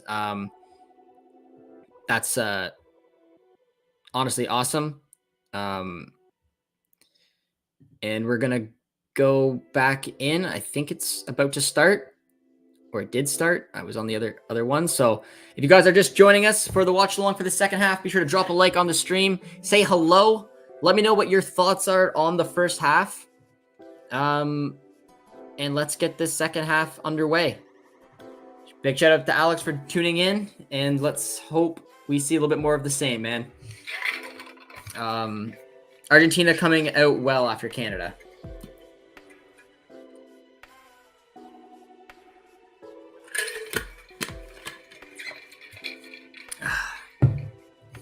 Haven't seen many Canadians. Okay, it looks like we got a little more time. Jesse Marsh is giving Liam Miller some instructions. Like I said, I think he's going to be a very important player for the second half.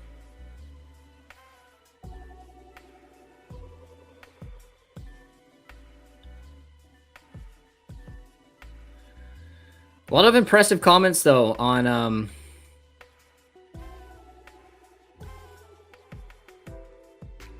yeah, a lot of really, really impressive. I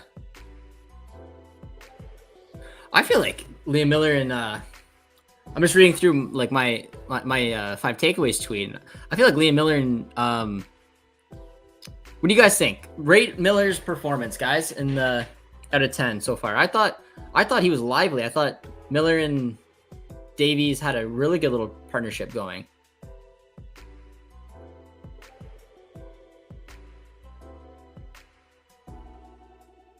Because I'm seeing a lot of mixed results. A lot of people are saying, yeah, like Miller's been strong. He does well cutting in, allows Davies to overlap. But a lot of people are saying cheap giveaways, but a ton of heart. I don't know. I've liked his performance so far. But I'm surprised at how much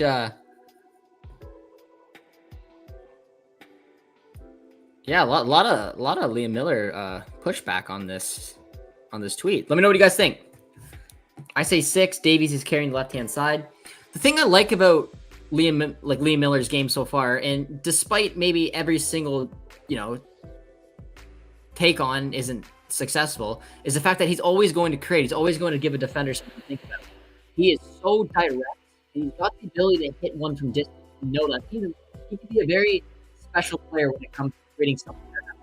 It wouldn't surprise me at all if out of nowhere, again, he's running a defender. If he's able to get it on to his right and he can hit one from distance, he can create that. And I think having that as something for a defender to worry about, and then having Davies overlap, like if it was Richie Laryea, because someone's saying Richie Laryea could do the same thing. Richie doesn't have the ability to run at a defender, push it on to his right, and then hit one from distance and have a chance of really going in. That's not Richie's game. Richie is someone who does well at overlapping. So I think having the ability to be able to cut in scares defenders to allow Davies to make overrun. Those two are creating problems on the left-hand side, and I wouldn't mess with that. I think it's a good tactic from Jesse to have those two together. But yeah, I don't know. Like I said, there's a little bit of pushback on the Liam Miller one, but I stand by it. I think he's had a good half. Not like I wouldn't say a flawless half, but I think Davies and Miller are creating problems, and that's a fact. But maybe if he's, I don't know. It's making me think. But we are underway here for the second half, ladies and gentlemen. I'm waiting for the goal. There will be one once a sub comes in. Let's go. Some people are saying not good. Wow. Yeah, I wasn't expecting that. But anyways, we're back underway. 45 minutes down, 45 to go. Canada, Argentina, opening match of Copa America 2024, and it's 0-0. And I don't believe there's any substitutions. Did you guys see? There wasn't any substitution. No, there wasn't any substitutions. I'm curious to see who the first player will be for Canada coming off the bench. Alex said that he saw Jacob Schaffelberg warming up at halftime, so that could be a good option. I'd assume he'd replace Buchanan or Miller. Then like I said, I'd also look at Kyle Aaron as maybe an option. Another giveaway there from Kone. Yeah, he's had a frantic game. See you in the post-match reactions. Cheers, my friend. Your feed is 30 seconds behind, or come on. I'll tell you guys exactly where I'm at. If you guys want to try to link up. I'm live, so I shouldn't have any concern about your feed is 3 seconds behind. Yeah, it's probably just the lag. Canada has been playing more electric in these 45 minutes than how England has been in their last 2 games so far. Argentina taking their time. Another Kone giveaway, says Gordo. Yeah, we'll see. We'll see how Argentina builds back into this match.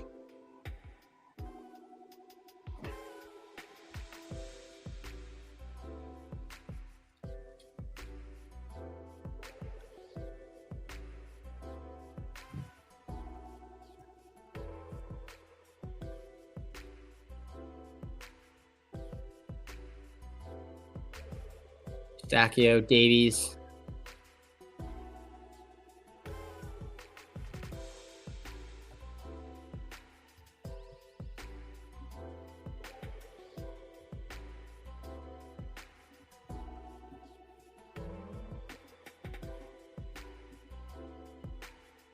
No. Oh, no.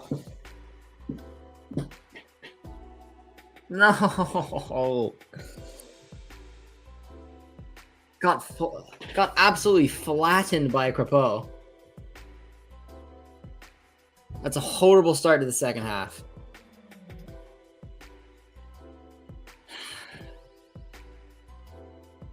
Messi. Oh, what a ball. And there's an open net.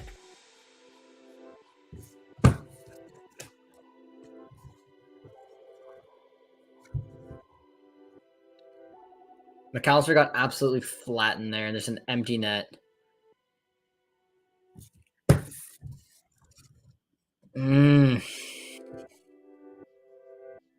It's just Messi magic. Can't do much.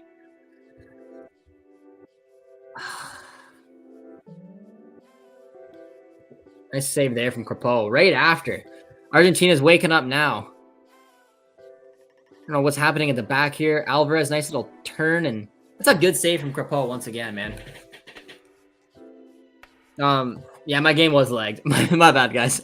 I don't know how it must have got lagged somewhere during halftime. I just hit fast forward. I'm now at 50 minutes, 20 seconds, so I should be back caught up.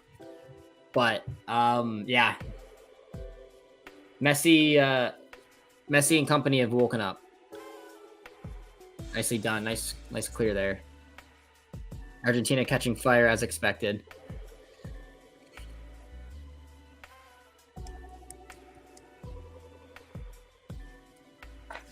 If you guys are enjoying the Vamos watch along presented by Degree, be sure to drop a like on the stream. Let me know your guys' thoughts so far. Disastrous start to the second half, conceding in the first few minutes like that. My guy Barca Boy says that's just Messi magic. Can't do much about it. And it's, you know, yeah, it was such a beautiful weighted pass. Like a type of pass that only a handful of individuals can do. And it was, you know, it was unfortunate. Crepeau went out and cleaned out McAllister, and it was just a simple little tap in for Alvarez. And now Argentina is just completely woken up. Crepeau had a nice save maybe a minute after conceding the goal. And they all of a sudden are waking up. And like Alex said, this stadium is filled with Argentina fans. So there you can hear even through watching the game here, the stadium woke right up. It is loud. It is all going for Argentina. And Canada is going to have a lot of work to do if they're going to want to try to turn this thing around. Not looking good. The Blues stepped up. They did. Look at Crepeau, little sweeper keeper. Oh, that's so disappointing, man. Someone asked me, like, what would it be devastating to concede in the first 10 minutes of the first half? And I said yes. It's even more devastating to concede after such a good first half, minutes into the second half.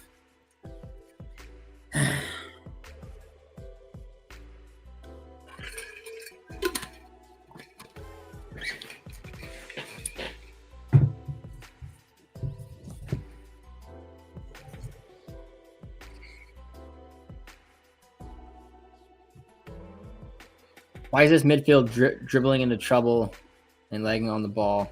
They have no passing offense. Yeah, I think I don't know, man. Is it like if it nerves? Is it just pressure? I think Canada needs to, like, they're getting pressed very, very aggressively right now from Argentina. That's a nice ball out. Fine, Buchanan. I think Argentina woke up, and I think it's scaring Canada right now. I think they need to find a way to relax.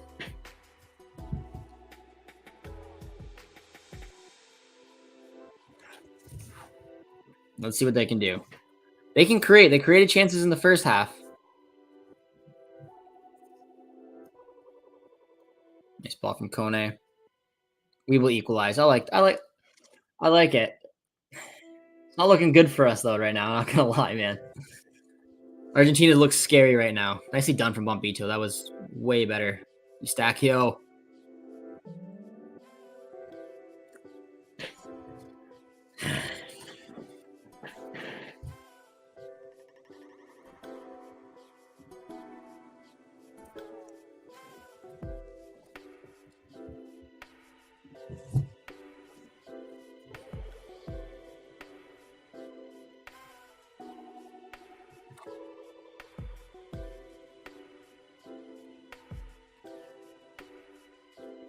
Catching fire as expected.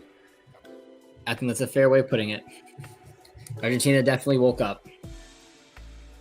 I just need Canada to settle down here. And it is loud. I don't know if you guys can hear, like, where you're watching it from. I'm sure you can hear it.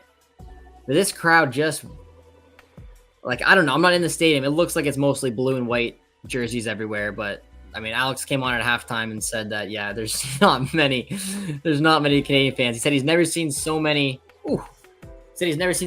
Argentina and Messi jerseys in his entire life. So it's pretty much a nice home game here for Argentina. And after that goal, this stadium is just loud. It's bumping. It's intimidating, and so far Canada looks a little nervy. So let's see what they can do here. Get some touches around, work their way back into the game.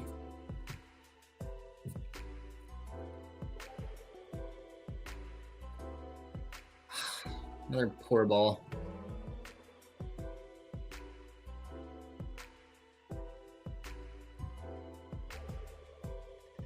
What substitutions are you guys looking at? Let me know in the comments. I'm sure Jesse Marsh is going to make one soon. You have to imagine. Another easy ball over the top. No offside? No?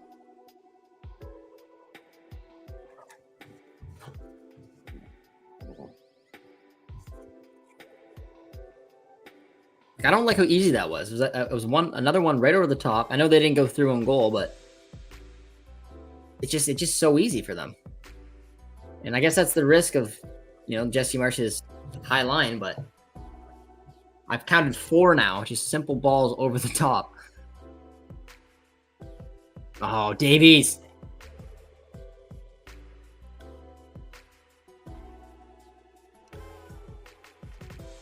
Well done. Who was that? Johnston? A good chance there for Messi.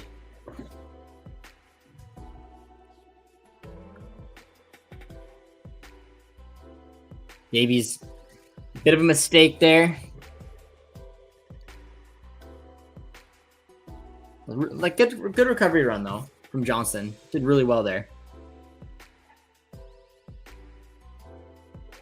But it's a corner kick coming up from Argentina.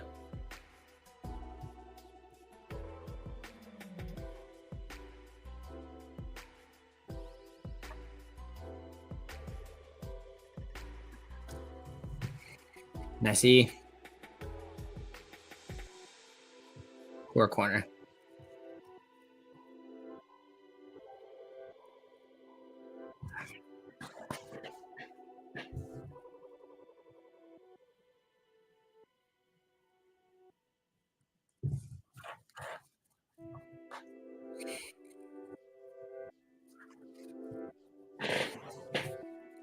Haven't seen much of Miller and Davies so far in this opening 12 minutes of the second half. It's been a lot of Argentina. And the press once again wins the ball high up the pitch. Oh. All right, Kone. Oh, just clobbered. The foul.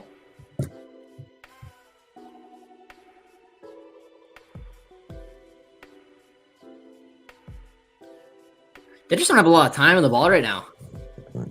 Argentina is pressing them.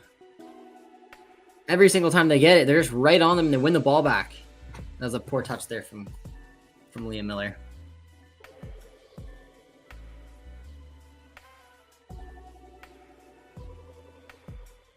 But Jesse's going to have a substitution already. It's Schaffelberg and it's for Buchanan. Wow. Deja Buchanan has been very quiet this match.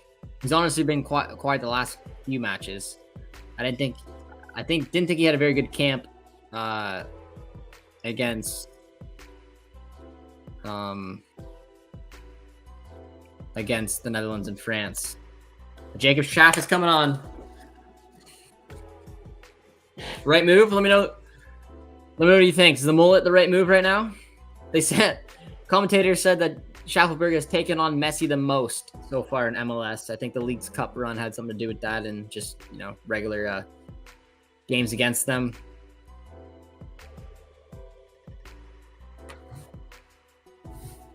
Wasn't a joyful I mean, you can never question Tajon's work ethic, but it just wasn't a very joyful match for Buchanan. But Buchanan's out. Schaffelberg's coming in.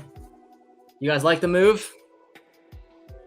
He's the obvious one to come off for me if it wasn't Richie.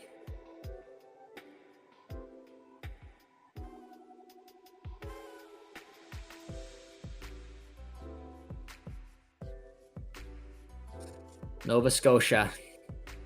Jacob Schaffelberg. He's got, I think he's number 13 in Major League Soccer with jerseys sold. So, I mean, he's well loved in the United States as well. I like the substitution. He'll bring something to this game. He always does. Nicely done from Davies. Nicely done. Come on, send him through. That's yellow. Yeah, that's a yellow card for sure. Schaffelberg is coming on. He is good move. Yes, more speed with Schaff.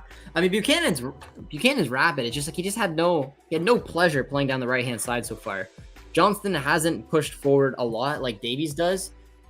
Canada in the first half mainly attacked down the left. You saw, nice run. Schaffelberg. Corner? Yeah, that's a corner, right? Come on.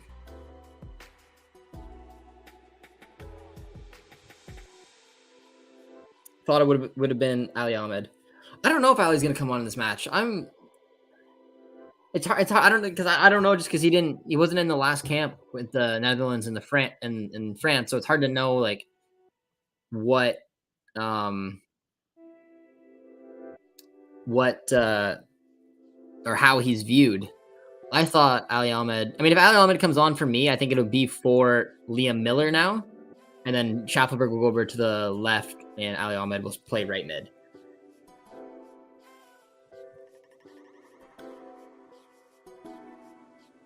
Oh, there you go. A little bit of pressure. Wins a corner.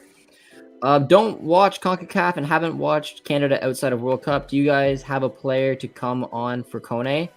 He's been awful, or at least he's been awful this match. Yeah, Kone is one of our best players. And if you watched Kone's match against France, which the second best nation in the world, he was incredible. But he is not. He's not been good today, and there's no way around it. He seems a little nervy, a little shaky, and he's not making the right decisions.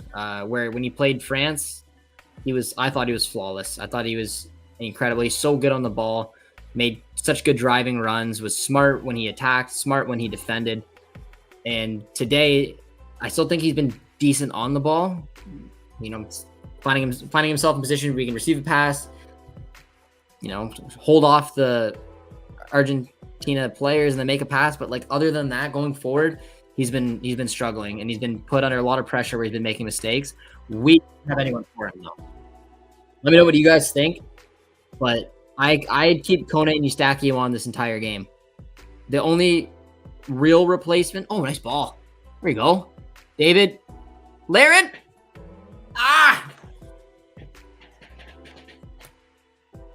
No. That was an opportunity that came out of nothing. Yeah, it would be Samuel Piet or it'd be Chouanier coming on. I don't trust Piet in a game like this. I don't even know if I trust Chouanier in a game like this. I would, despite Kone not playing well, I would keep Kone and Eustachio on. And if you're making me try to make a change, I would then put on Chouanier. That's what I would do. Well, let me know what you guys think. Do you guys trust Piet or Chouanier to come on for Kone? Because it would have to be one of those two. And like I said, I don't know. I would trust Kone not playing well before making those changes, especially against Argentina. I could trust Piet and Chouanier against Chile or Peru. Just not now. Just not in this game, I don't think. When does Kone come off? I don't think he comes off. I don't. Unless it's late in the game and Osorio comes on for him because we're just pushing for a goal. So if Kone comes off, I would say 85th, something like that. Otherwise, maybe Jesse Marsch does trust Chouanier to come in and do Kone's job. We shall see. Schaffelberg's finding a little bit of space though down the flanks. Nice ball from Schaff. David, William Miller. Find Davies. Go!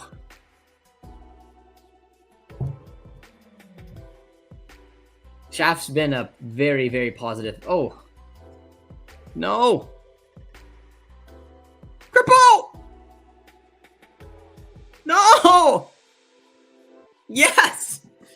Derek Cornelius! I don't know how he saved that. Davies, play the ball. What are we watching? Canada have a huge chance. Martinez just simply grabs it and then sends Messi through in on goal. Nice save from Crepeau. I don't know what does Cornelius do here? Oh, can't chip him.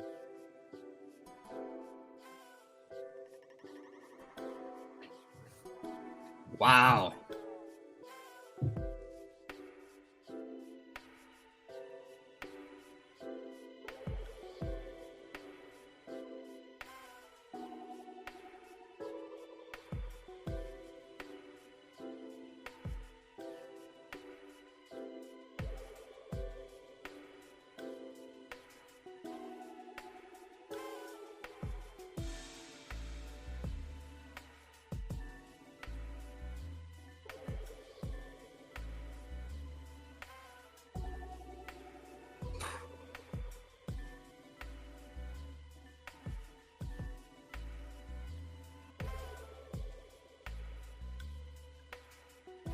Oh!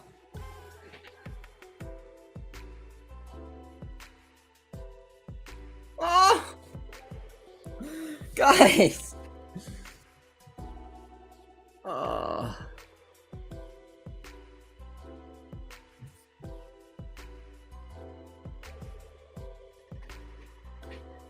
Schaffelberg has been. Oh, David, you gotta bury that.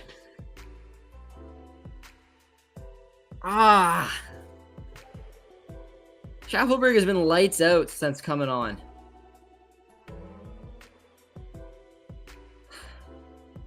All right, this has been an incredible. Honestly, this has been an incredible response so far from Canada. Schaffelberg's been like that is a perfect substitution so far. I didn't know if he'd find that much more success over Tejan. Tejan had a really tough time down the right. But Schaffelberg has created a couple of good chances, and David should have scored that.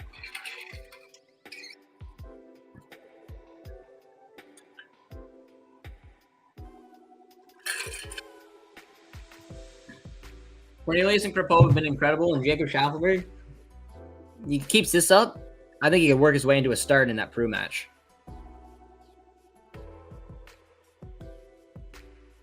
That should have been a goal, though. David and Larin have had a couple difficult matches in terms of finishing against France, Netherlands, and now Argentina. David needs to bury that. That's got to be a goal. Fine game, good chances since the sub. Yeah, no, it's good. I mean, momentum was on Argentina's side for, I would say, almost 10 plus minutes straight after the half. They scored the goal, and I was worried that they were just gonna turn into a bloodbath. But Canada caught themselves. They created a couple of really good moments for themselves as well, and I think that's gonna give them a boost to push on. Kone.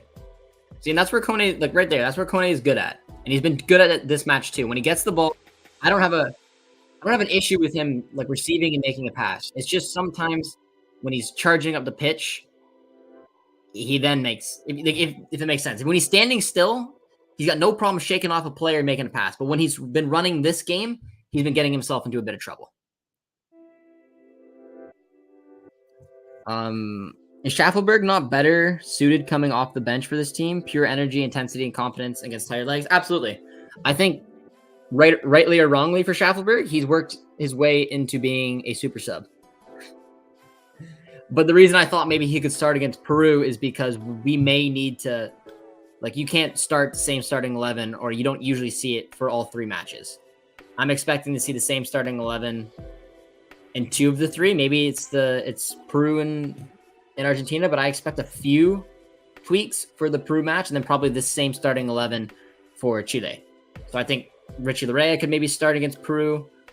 Schaffelberg could maybe start against Peru. Russell Rowe, like those are a couple players that I think could come in, and especially with Schaffelberg playing the way he is. But Jesse Marsch may be looking at it and be like, no, Schaff, you know, you're a guy off the bench, and here he comes once again. Schaff. Oh! What? That's a penalty. No?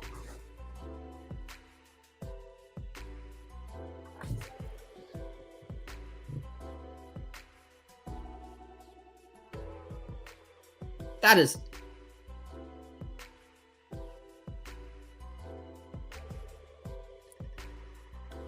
outside the box, though.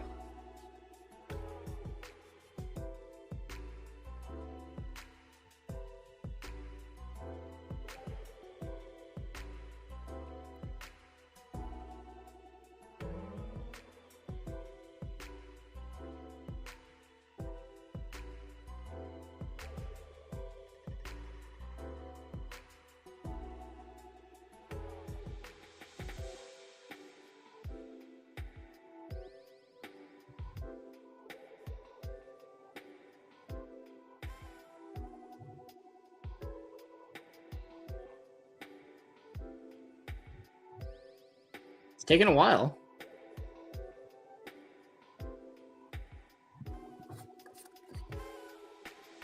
I don't think it's gonna be. No, it's not a pen. It was clearly outside. But that means it's not even a free kick either. That sucks.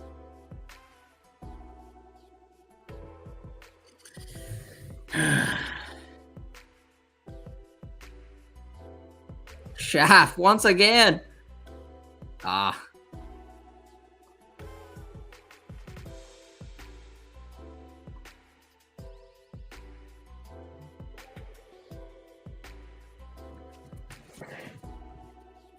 Yeah, Schaffelberg's been great since coming on. And I mean, maybe it's Jesse Marsch's intense training sessions. But yeah, Canada doesn't look tired right now. They do not look tired. Argentina is the one that looks like they're gassing out a little bit. And especially having someone like Eustachio and Kone in the midfield, two players I wouldn't change. It's important that they can go in 90 minutes playing like this. And to me, I don't think they're going to switch them up unless it's like the last 5 or so minutes. But I've heard, I've been told that Jesse Marsch was working these guys in training. Messi tattoo. But yeah, maybe that'll come up clutch for Canada late in this game.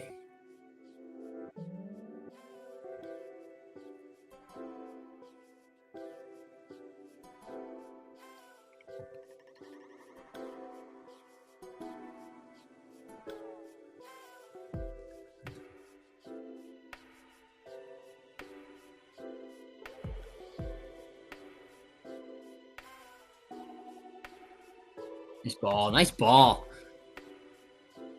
Here comes Davies. Oh my lord! Oh, mate. Oh, it could have looked like the Bernabeu. It really could have. Onto the right, and then just a screamer. But this one was just a touch wide. Oh man. It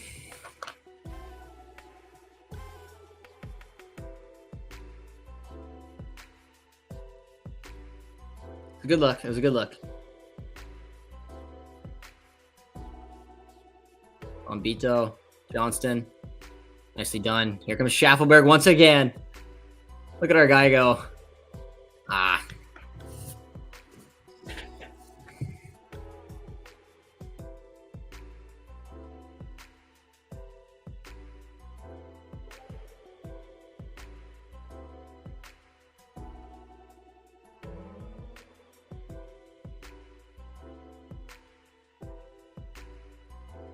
couple more substitutions coming from Argentina.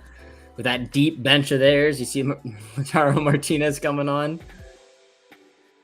Where does 14 play? Schaffelberg plays for Nashville in Major League Soccer. He's been very, very good for them as well. Nova Scotia boy went from TFC to Nashville, and he's kind of broken out. Nicely done. Schaffelberg once again wins it. Finds Kone. Schaff. No! No! Jacob Schaffelberg is doing everything.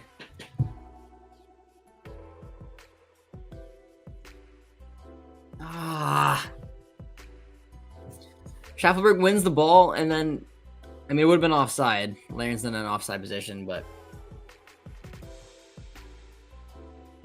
Oh, no, that was Johnson who put the ball in.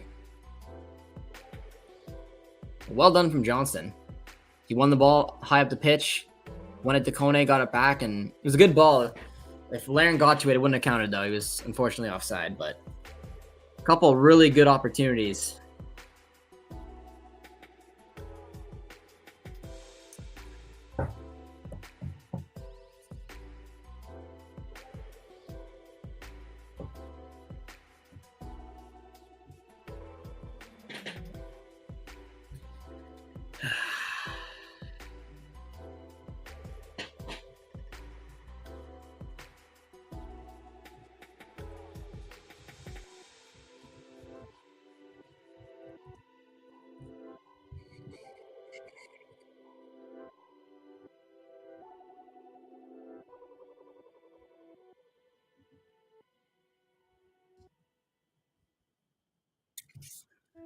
A couple substitutions coming in. Laren should be subbed. Yeah, I'd be down for that. I feel like I'd like to see Richie Larea come in for Johnston, just to have a fullback that will go up the pitch just a little bit more. And then I'd go Russell Rowe for Laren. Maybe Ahmed for Miller.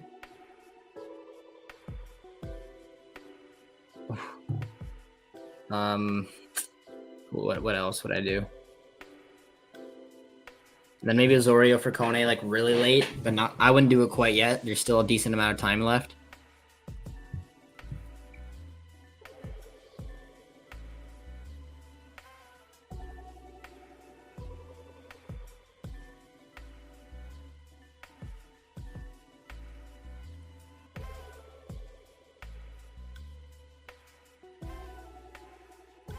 Schaff has had a big impact as expected.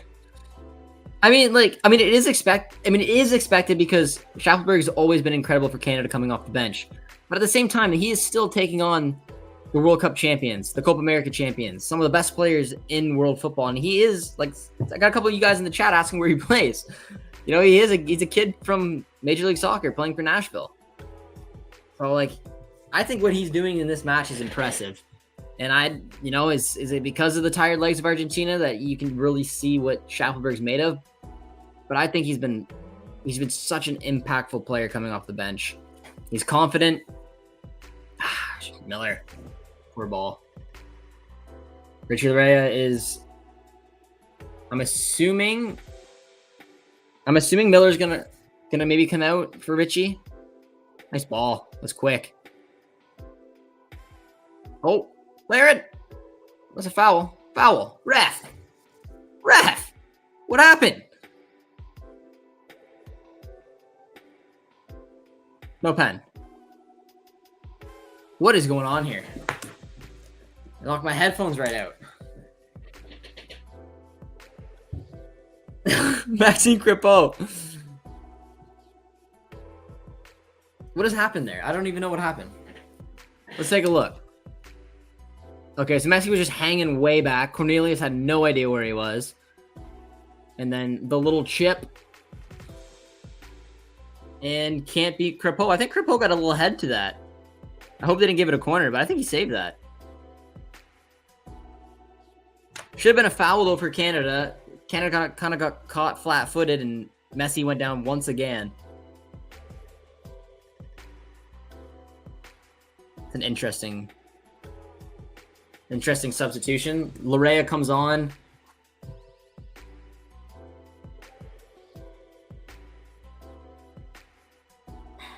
Richie Larea came on for Kyle Larin, so I think they switched it to a back three. I'm gonna try to just spit out what I think the 11 is right now. So I think it's a 3-4-3. Right wing back.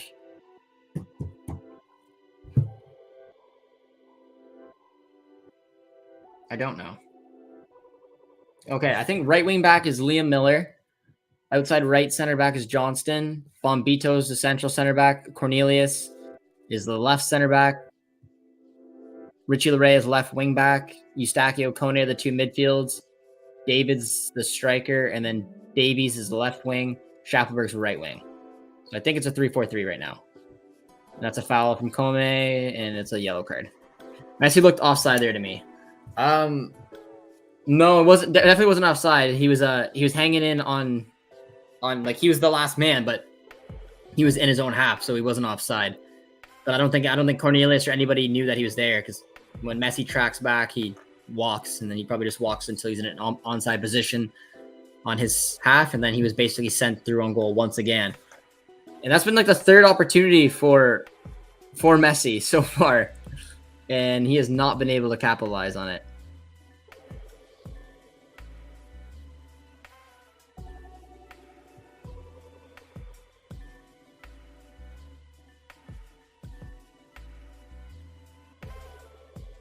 Oh!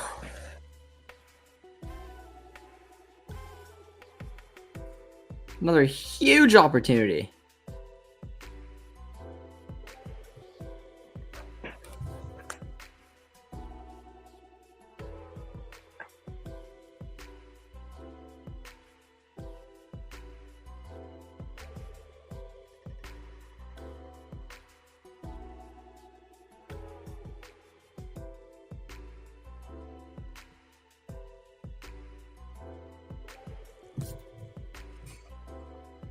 Oh no!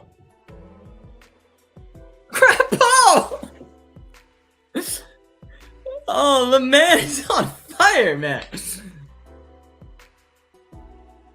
Oh, it's not unfortunately for Dane, it just wasn't a debate.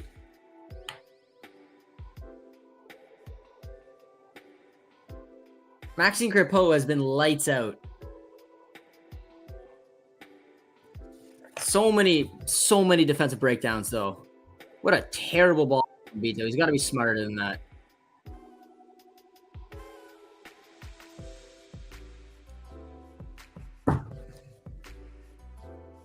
Bombito flattened Messi, though.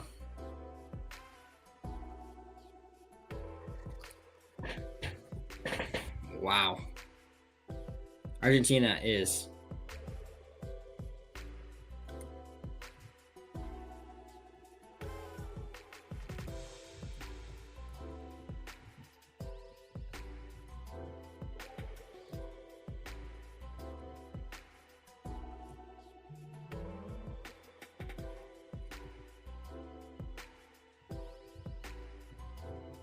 Maxime Crepeau has been incredible. You guys say correct?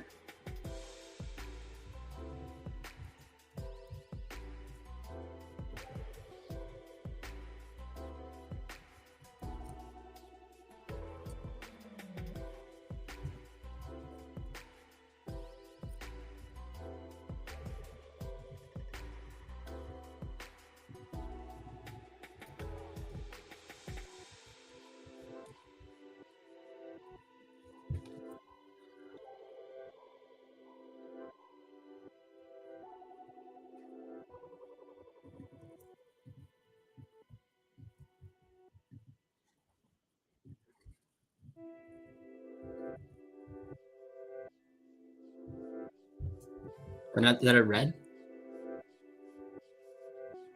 Don't be a red. That would be horrible if Kone picked up a red. Oh, he's lucky. Kone's on a yellow. That would be a disaster.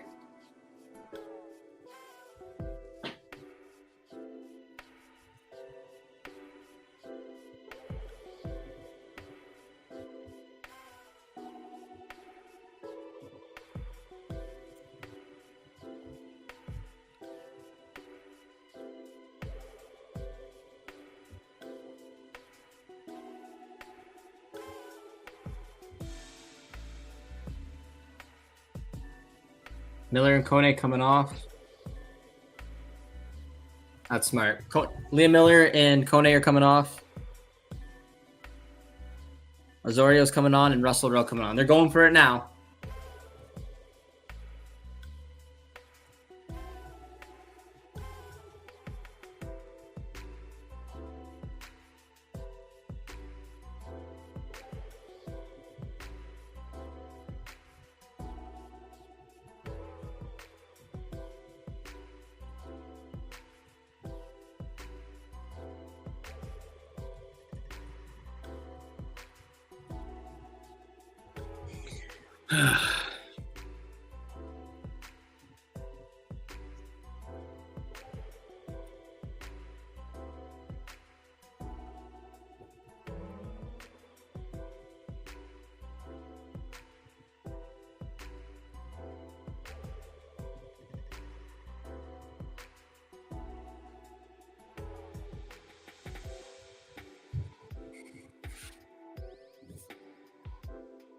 Like you said, 85th.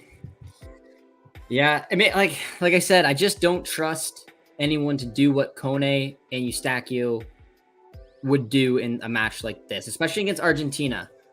But when there's only 5 or so minutes left and you're chasing the game, Osorio can come on here and he's a creative player. He can make a pass, and he's someone that will provide more offensive benefits than someone like Kone will. And I just wouldn't want it much earlier because Canada's going to push forward. They're going to try to create opportunities. And at the end of the day, we need to push for a goal. So if we're caught out a couple times, we concede to make it 2-0. It is what it is.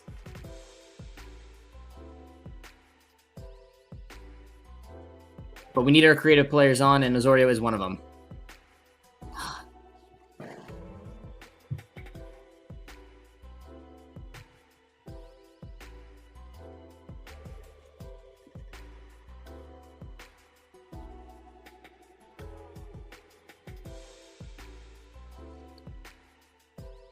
Why do you guys think Canada hasn't scored yet this game? We've created chances. Do you think it just comes down to the poor finishing?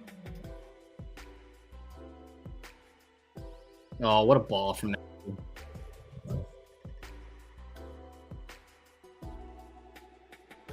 That's the game.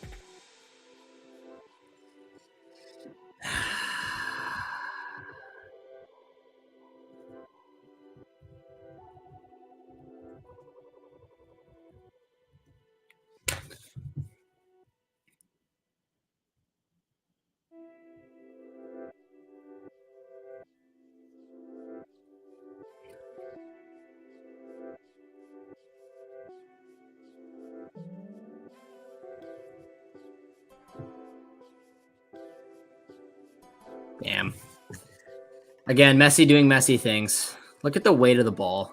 Good finish from Martinez.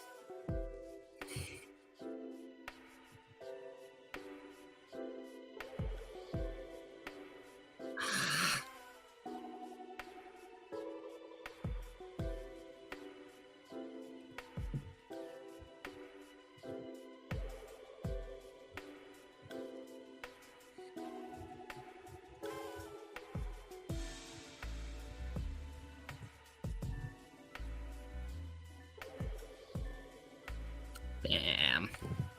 Messi magic. Barca boys. Can't do anything about it, man. It's just pure quality. Pure quality.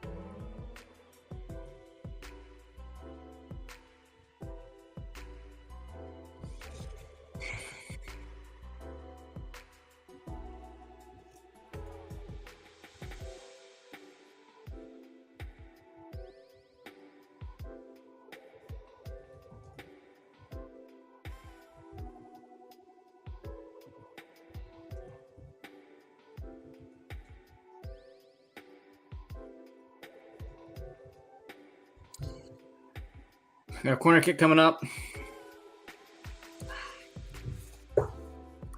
Schaff has been unreal. He has been. Very positive performance from Schaffelberg. Stick around, guys, for the post-game whistle. Andy, Wheels, Ollie, KJ, check in for our post-game live Q&A. The Vamos post-game show sponsored by Degree, following the Vamos Watch-Along, also sponsored by Degree. Big shout out to our sponsors in Degree. It sucks. That sucks. I mean, my prediction was 2-0. I will say that. But I said I wanted to see fight. I wanted to see this team compete, and I think it's fair to say they did that. I think they created a lot of really high-quality chances. Look at Schaff. Oh! I also think that they Argentina had way too many chances, man. And over time, someone with the quality of Messi is going to punish you, and he was directly involved in both goals. And it just happens. And it's a shame.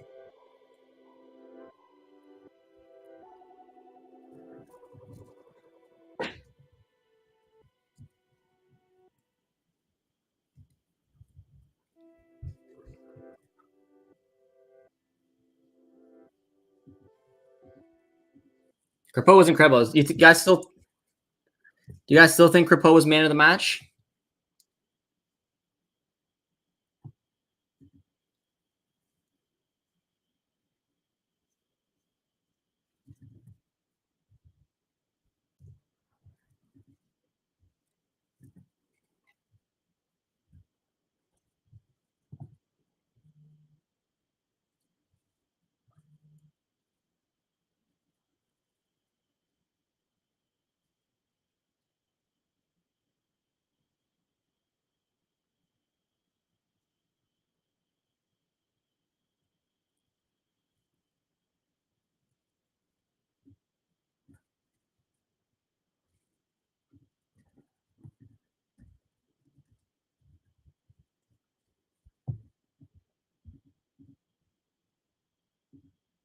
Oh!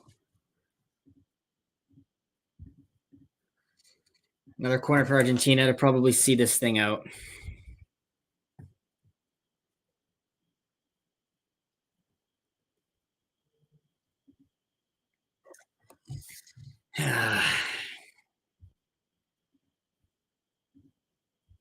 Three of the 5 minutes played. Crepeau and Cornelius for man of the match. For Canada, no doubt. Yeah, I could say. Well, yeah. For Canada's man of the match was for sure Crepeau. I think you could maybe argue. I mean, I know they lost. I mean, you'd probably end up giving it to Messi. It just seemed like Messi didn't do a ton. He missed a ton. Like he missed a ton of opportunities for Messi, but he did. He was the game changer, man. He had two quality moments that put Canada to bed, and that's unfortunate. That's just it. But Maxime Crepeau was a stud this entire game. It could have been worse. Cornelius just flattens. It's got to be a yellow. Yeah, that wasn't smart. That wasn't smart.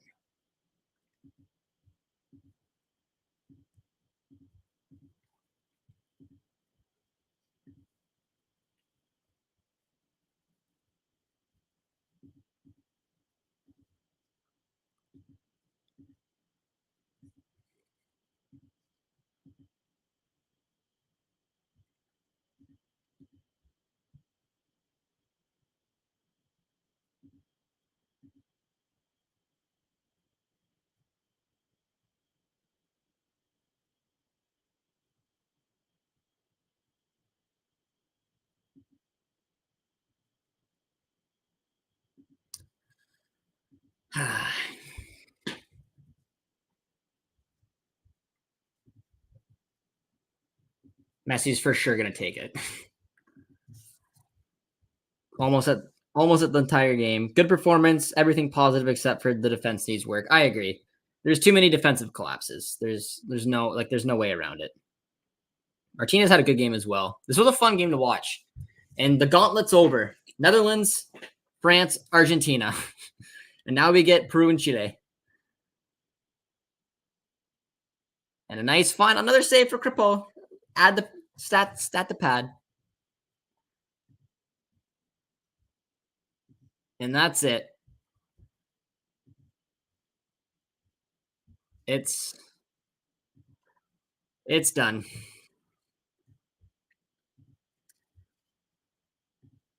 It was a good performance, guys. They fall short, but they should be proud.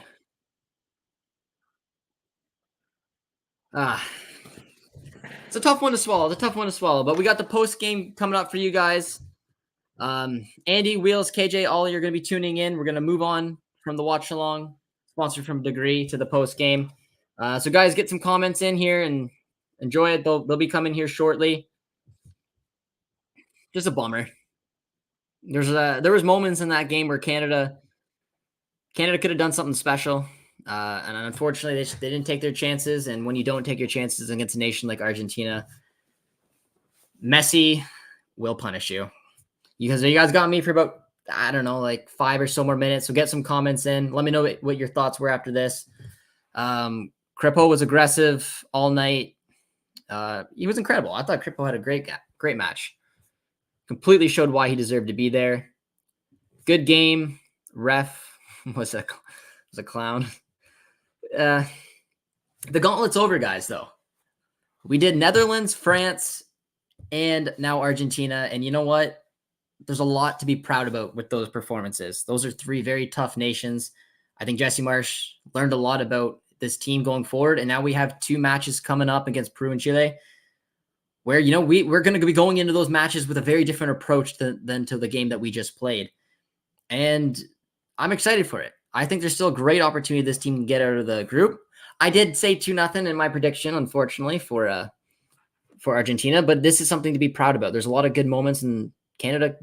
If things would have maybe went their way, they could have had a bit of a different result. We need to fix not taking our chances. That is a bit of a concern as well. 3 matches against 3 top nations, and we have not scored a goal yet. Was fun being here with you guys, watching the opening match. Good luck to you all in Copa. I appreciate that. Football lives. Like I said, the gauntlet's over. I'm excited for the next few matches. Argentina had 9 chances. That's too much. That is true. I think Messi was through on goal quite a few times. The back 4 got caught napping or were just a little bit too high. It's tough. It's tough, but I like how Canada played. Don't forget, Argentina is the number 1 ranked nation. That is true. Need to bury our chances.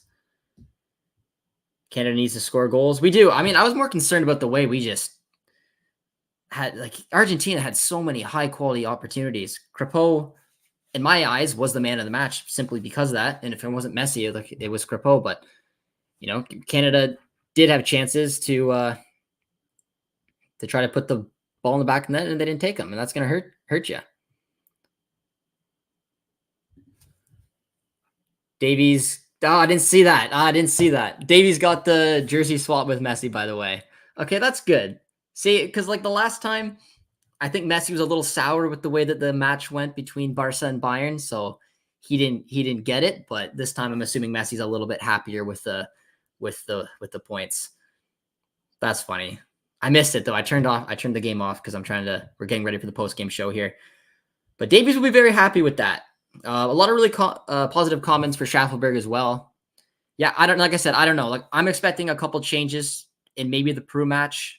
I'd imagine that Schaffelberg could be one of the players along with Richie. But all right, we're gonna switch it over now, guys. Thank you guys for tuning in for the watch along. We're going to welcome now Andy Petrillo, Gareth Wheeler, Christian Jack, and Oliver Platt. Thank you guys for tuning in with me. Get some questions ready for them for the post-game show, and we'll see you guys next time. Thanks for having me.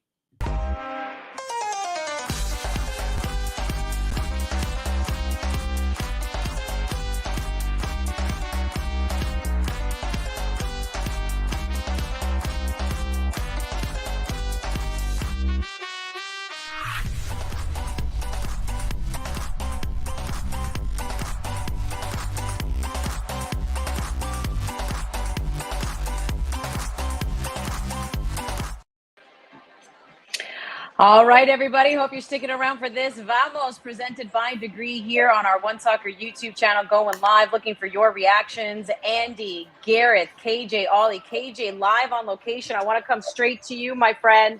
Tell me what's kind of happening in there right now. I think somebody spotted the actual swap between Davies and Messi with the jersey there, but just kind of what was the whole atmosphere like during this game before we kind of dive into the X's and O's?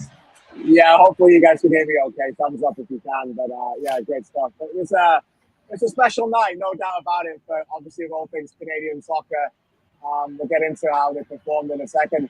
How the atmosphere, I think it was quite subdued, to be honest.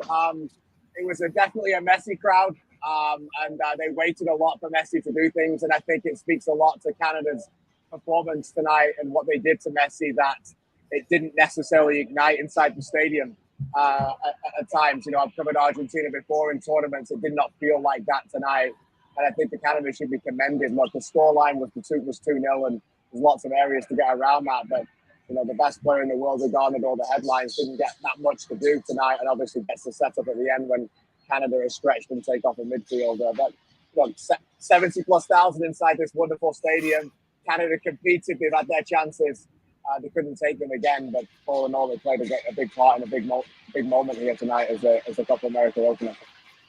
Yeah, what's the first thing that stands out to you, Wheels? The whistle blows, and then you have this type of assessment of Canada. I'm impressed. I'm not sure what your expectations were for this game. Mine were muted. I set the bar very low coming into this game. And although the execution wasn't there, we've still gone 270 minutes without Canada scoring a goal under Jesse Marsch. These are clearly areas that they need to work on. I love the mentality. I love the fight. I love the organization. To see where this team has come from, and KJ and Andy, you were there in Las Vegas when they were played off the field by the United States in the Nations League final, to playing the reigning world champions and the reigning Copa America champions the way they did tonight. There was no excuses. There was a belief. There was a fight. Just everything to do with them was about mentality tonight. Rising to the challenge. They were physical when they needed to be. They had their chances. I think they were tactically much more proficient than they have been in the past. So it ticks a lot of boxes in terms of positivity here. Just the results not there, and players like Stefan Eustachio and who's the other that missed the sitter? Jonathan David. I mean, they're not going to be able to sleep tonight about those missed chances, because having that little bit of cutting edge, just being able to finish in those moments, it could have been a very, very uncomfortable start to this tournament for Argentina. What did you make? Because I know, KJ, you're going to have to go and grab some interviews soon at the press conference. What did you make of some of the changes Jesse Marsch made here? Did you think Canada was able to adapt, or do you think obviously Argentina getting those goals, that their changes were a little bit better there in that second half and outplaying the Canadians? Yeah, I should be good for at least 10 minutes with you guys. So I'd like obviously to hear Ollie as well. But I think the substitutions speak a little bit of what we saw in Qatar when they played so well against Belgium, and then it did drop off a little bit collectively. Now, not individually. Schaffelberg was very, very good. And there's lots of reasons for that. First of all, Argentina got tired. He attacked on that flank. But what Schaffelberg brings that Buchanan right now doesn't bring is the ability to go in behind and have real pace. I mean, we know Buchanan's got pace, but in this system at the moment and in his current form, maybe Ollie, I'll bring you right in on this because I know you've been thinking about Buchanan for a while. We're not seeing the best of Tejan Buchanan, and Marsch hooked him pretty quickly after 57 minutes, and Schaffelberg took over and was a different version of it. So, you know, maybe questions about that in the next few days to find out who's going to play there. But Tejan's not in that flow at the moment. He did well defensively. He covered that flank a lot and let Johnston stay inside. But no, the decision and inclusion to bring Schaffelberg on, you could argue that he could have won a penalty. You guys might have seen the replay. For me, I'm in the stadium. It's a foul. You can't give the foul if you go to VAR if it's not a penalty. But you Just could argue outside. It might have carried on in. The foul could have. So if it was just outside, I'll take your word for it. But Ollie, I'd be interested to see what you think about Buchanan. Yeah, I think he's clearly not at his best right now. I thought he had some decent moments in this game. I think it was the Eustachio chance that he was involved on. But you're right, just in terms of the one-on-one ability and the kind of directness you usually associate with Tejan Buchanan is not quite there in the way that Jacob Schaffelberg brought when he came on. There's no doubt about that. What the reason is for that, is it to do with this system, how he's fitting into it? Is it just to do with maybe not playing as many minutes as would be ideal, obviously coming into a tournament after the move to Inter? I'm not sure, but that's the one I think maybe up front as well. But I think those are the two that you look at if you're Jesse Marsch as the potential areas for change going into game 2 and game 3 here. But overall, I don't think Jesse Marsch is going to find too much to be unhappy about with that. I thought Canada played pretty much as well as we could have hoped there tonight, bar putting the ball in the back of the net, which they had a couple of really good chances to do. And I guess that's the frustrating part, because when you look at, some of their chances, obviously Argentina outchanced them for sure. But there were moments where a lot of Canadian fans, Wheels, rose to their feet because, again, the Canadians did create something. They were able to be in that final third. They just couldn't find the back of the net. But when you have players like Kyle Larin, Jonathan David, we know these guys can do this. Are you a little bit, I wouldn't necessarily say concerned, but it feels like a missed opportunity here to have done something perhaps special tonight? I don't know. I think that it just kind of happens sometimes. It just needs to be better from the individuals in that moment. Not to take away from the fact that, Argentina, because Canada was playing that exceptionally high line here tonight, there were so many chances over the top where Max Crepeau or Messi just not being able to find the net. Like, both teams had them. And to be honest with you, although I'll applaud the Canadian effort, I do think the scoreline flatters them a little bit. But again, what were your expectations coming into this game? Jesse Marsch decided that with Messi, one of the players, with Alvarez leading the line, that they weren't going to get done for by pace in behind their back line. So they kept it really compact. We alluded to this in our tournament pre-tournament show, that you simply can't allow Messi to play between the lines. And they didn't all night. It was long balls over the top that were kind of the Achilles heel at times, but that was strategic. Like, Jesse Marsch was willing to give that up in order to get something else elsewhere across the field. So yeah, the players didn't finish their chances. Lionel Messi missed multiple chances. Di Maria missed chances. Like, really good players miss chances from time to time. It's just, if you're going to be a giant killer in the game of international football, if you are that smaller nation that's trying to punch above their weight, you simply need to finish the chances when they present themselves. That's the difference between when you see the spoiler, like Saudi Arabia against Argentina at the World Cup. They finished their chances. Argentina did not. So look, but that has nothing to do with process. That has everything to do with the individual players just not rising up to the challenge of the moment. Well, we're all alluding to it, KJ. You said it as well. Everyone was just waiting to erupt. They wanted to see a Messi goal, but the Canadians doing, a fairly good job at quieting him. But who wasn't quiet tonight was Max Crepeau. What did you make of his performance? And then, to your point, like, keeping this score line 2-0. Yeah, props to my mate Ollie Platter, who picked him as the player to watch this morning. So every credit to that. Look, I thought he was tremendous. It was always going to be a game for him, though. There's a lot more people smarter than me who've game planned for this tonight, but I talked about it in my scene setter yesterday. The Saudi Arabia blueprint of playing the high line and Argentina getting called offside 7 times in that game against Saudi Arabia. They had the ball in the back of the net twice as well. And they played the same way. And if Jonathan David scores a header inside the 6 and makes it 1-1, we don't know what we're talking about right now. But to your point about Crepeau, he knew he had to play a high style. He had to be ready, and he knew he had to be there as the buffer for Bombito and Cornelius. And he was there, and he was there, and he was there again. He was absolutely tremendous. And I felt for him on the goal because Bombito gets caught. It comes from a throw. Argentina came out in the second half and pressed a different way that they hadn't done in the first half.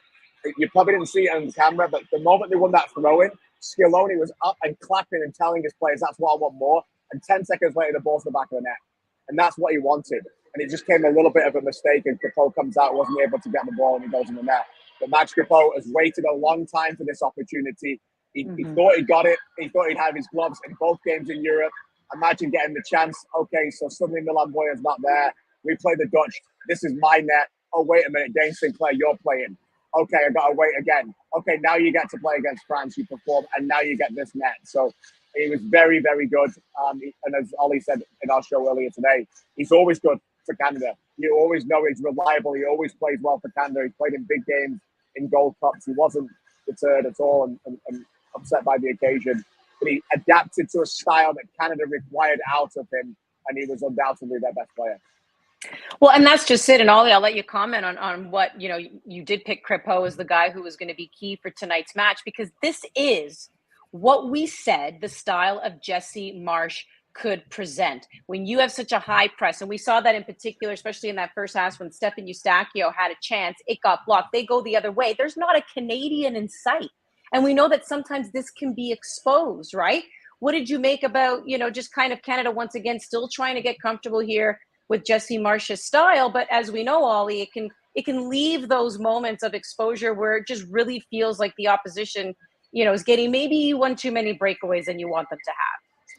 Yeah, I mean, the one on the Canada corner where they went the other way and Kone gave it, that was a complete breakdown. That obviously can't happen, and they'll want to clean that up in terms of their set pieces. But I thought, in general, the high line, I thought it made sense. Like, I think obviously the game changes after Argentina score, and there's a lot more chances then. It ends up being potentially more comfortable than it was. But at 0-0, I thought it was the logical thing to do. Like, when you look at the threat Argentina pose, if you give Messi space between the lines, not just Messi, if you let those midfielders start popping the ball around between the lines, they're going to kill you. You have no chance. And so I thought that the better option of two maybe not great options today was to squeeze as much as possible in those areas with the high line close to the midfields, and take a few risks in terms of what was left behind your defense. And, you've got players, particularly Bombito, who have the athleticism against the opponents they're up against today, where there's not necessarily breakneck speed in that Argentina attack.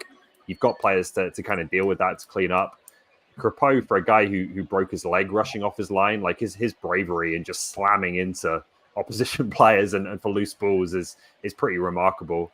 And then on the Argentina goal, like, I just think it's genius from Lionel Messi. That pass is one that I don't think anyone else on the pitch or even in the stadium really saw until he played it. So you can't really do much about that. That's always the challenge with Argentina and Messi when you go up against them. But I thought the approach, pretty much made sense from Canada's point of view. And it was just that one moment of magic that broke the game open. All right, but when it comes to up front, I don't know if we're looking at moving ahead a little bit of two, and based on now 3 games, right, against heavy hitters, Netherlands, France, and now Argentina, and we've seen the same lineup by Jesse Marsh. In order to start hitting that target a little bit more, in order to start scoring, Wheels, are you making any changes up front at all? No, you trust these players who played poorly, out of that group. I just don't see it. I know that there were moments for certain players where they didn't live up to it. I think that's the one thing that Marsh can rely on right now is this starting 11. They understand one another. They play well together. I just don't see any change. Why not? It's going to be a different type of game, by the way, because now you go from playing world beaters to teams that you think you might be able to have a little bit more joy against. So, but again, for me, that doesn't involve changing the 11 for the upcoming matches. No, absolutely not. How are you feeling about that, KJ, when it comes to offense in particular? I agree with Gareth, and I'm seeing quite a bit of negative comments in the chat that are next to us about a lot of players. I don't understand Canada if they've got negative comments about some of these players tonight. Kyle Larin, I thought was very good. And okay, people will say, okay, he didn't score a goal and things. What Kyle Larin did tonight, I've not seen him play that way for Canada before. Okay, I've never seen him play that way for Canada before. He played tight in a front two, and him and David shut the channel off to Paredes, one of the best defensive central midfielders in Europe, who plays for Roma. And he couldn't get the ball. Paredes. So everyone can say, okay, Larin, David, your job is to score goals. Against Argentina, their job is to press and sit in a two together and stop the ball being played. That's why Messi never got the ball, because Paredes never got the ball. And Paredes came so deep at one point, he was next to Emi Martinez. So I think Larin and David playing together the way that they did, the goals will come on this team, guys. Larin, okay, he didn't get the goal today. He's got more goals for Canada than anyone. He scores goals 1-0 for fun. David misses a chance inside the 6-yard box that you would have bet your money on to score. Sometimes it doesn't happen, but the chances will come and they'll get those moments. So, look, I think they were very good, the two of them. As I said, Buchanan's situation is clearly not in the form that he needs to be. I don't think he'll drop him. I think it's going to be very similar. But all in all, I think it was a positive night as I leave you. But I think ultimately understanding who we're playing, the expectations that we had, how far they've come already, who they've just come and played for. the season that these players have come off and how short a time this coach has got, and you get a performance like that and you're not happy, I don't know what else you're looking for. All right. I just see what's going on in the chat here, KJ. What game are they watching? Like, we're Canada. Like, yeah, well done. Good point. Doesn't really make much sense. Don't want to keep you, KJ, if you got to go. But, you know, like, I guess this is where we're at, guys, right? Like, there's obviously because Canada's now gone to a World Cup, because Canada's been in a Nations League final. Like, these are all very exciting times. And I think a fan base, right, is obviously expecting more of their team. So, I take that as a privilege, right? If you're the players, you take that as an honor. That type of pressure is a privilege from your fan base because they believe that you can compete with these types of teams, right? So it's disappointing when they lose, no doubt, right? But then I guess, Ollie, in many ways, when you do put things in perspective, Canada is still like a baby nation compared to some of these other nations when it comes to the experience in these types of big games, which is why I guess, Ollie, you look at 2-0, you look at this performance, and you go, you know what? Not bad, right? Because how many people before this match said 5-0, 6-0, have fun, Messi's going to get a hat trick? Well, that didn't happen. Probably a fair few, yeah. Look, to be honest, guys, just my personal opinion, I loved it tonight. I thought it was a great game, and I thought Canada more than held their own and played their part for large periods of that game. Again, I understand the latter stages when you're chasing something and you're 1-0 down, the dynamics change and it starts to open up. But for the meat of that game, Canada was right in it. Canada was giving Argentina a real test in their opening game of the tournament, and you can't ask for a whole lot more than that. You know, from what are we, the 47th, 48th ranked team in the world against the defending world champions. So just on David and Larin, like I think it is something to watch going forwards. They've got to start converting these chances. I just don't think tonight is the night that you say, oh, we got to make a change here. I thought they both played really well. Yeah. Look, fine. They played the World Cup champions and the reigning Copa America champions. Do we have to go through the clubs that these players play for? Do we have to go through it? Do you know what I mean? Roma, Atletico Madrid, Manchester United, Tottenham. You know, I could go on and on and on. It's Benfica. It's the best teams in the world, guys. Like, I mean, like, you know, it's just mind blowing. You know, for me. I wrote down, I was looking just on Bombito and Kone in particular. Go back to 2022 when these teams were preparing for the World Cup that summer before Qatar. Moise Bombito was playing for the Seacoast United Phantoms in USL League 2. Right, yeah. It's crazy. One of them plays for Colorado and one of them plays for Malmo. Yeah. Like, these guys play Premier League, La Liga. These guys are playing elite level football every single week. The best team in the world. So anyway, that's that's the night. It's a good night to be a Canadian fan. Let's enjoy it, and there's progress. And look, the outcome didn't turn out, but we're all jurors and we're looking for pieces of evidence about how we can improve this going forward. And I think we've seen a lot tonight. Good night, everybody. Good night, KJ. KJ, appreciate your insights. Well we'll look forward to those interviews.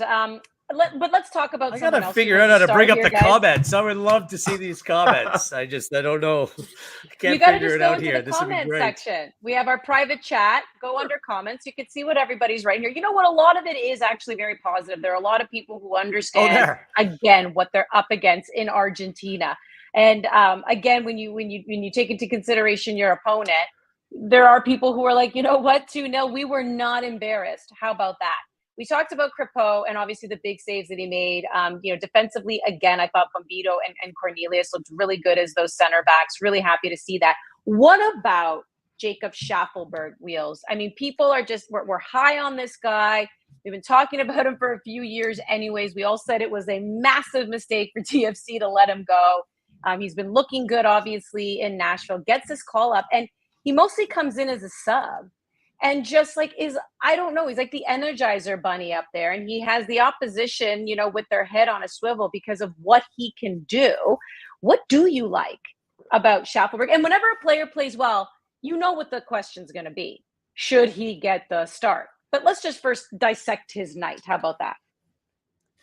Well, I think it's a bit of a case. And by the way, Kyle, yes, I'm just figuring out how to work the comments here. Look. But now it's working. I can see what everyone's saying. This is great. Look, I kind of feel like it's different horses for different courses.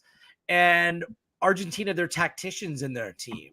I think they said on the broadcast that they're not as quick. They're an older side, more technically astute, but the physical element of the game is something where Canada was much more suited, and they took full advantage of that. And I think a lot of athletic teams don't match that with the tactical wherewithal in order to be able to hang for as long as Canada did. So Schaffelberg comes on the field, and his job is very simple. Like, he's going direct. He's going in behind the back line. He's going to run at you with pace. And that was what was required at times. Teams that they keep on coming to the ball, try to hold it, don't play a little bit more direct against Argentina, absolutely get played off the field. But the fact that Schaffelberg played that way, it was just a game that suited him. Look, he's not the complete item yet. I think there's a lot of players on this Canadian team that aren't the complete package, but it's a player that we've rated for quite some time and provides a completely different element and a different type of player than Canada has in their team. Jesse Marsch, there's a reason why in our first meeting with Jesse Marsch, we were talking about players that made that immediate impression. Schaffelberg was one of the first names out of his mouth, because the way that Jesse Marsch's sides play, like, Schaffelberg is the prototype.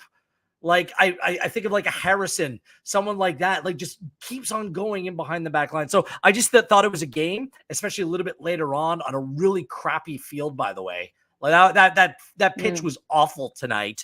That Schaffelberg just suited the occasion to a T when he came on when he did. Does that mean that I think he should start the next game? No. I think he's a great change of pace guy, someone to turn to off the bench when legs start to get a little bit tired and bring him on in those types of moments. And I thought it worked really, really well. Yeah. How are you feeling about Schaffelberg, Ollie? Because again, once a player plays well, especially when you come on for a player who's not playing well, in Tajon Buchanan, it's start the sub, make him the starter. How are you feeling about that? Yeah, I'm kind of with Wheels, I think. Like, I like the impact he can make in 20, 30 minutes off the bench. And I don't know that you're going to get that same effect from the start, to be honest with you. So it's going to be something to think about for sure. I think you look at Chile in particular, and the fullbacks maybe a bit like Argentina, not the most athletic necessarily. I wouldn't say is their strength. So those wide players and the strength Canada has in those areas, I think is something they're going to continue to lean on going into these next two games. But I quite like him as a super sub right now. There might come a point where he plays so well, you have to put him in and give him a chance. But for the time being, I think he's making a great impact off the bench.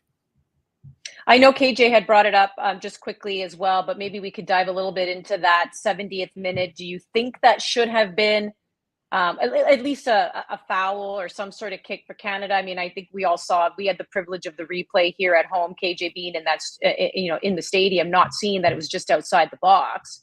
Do you think something should have been more of it, Wheels?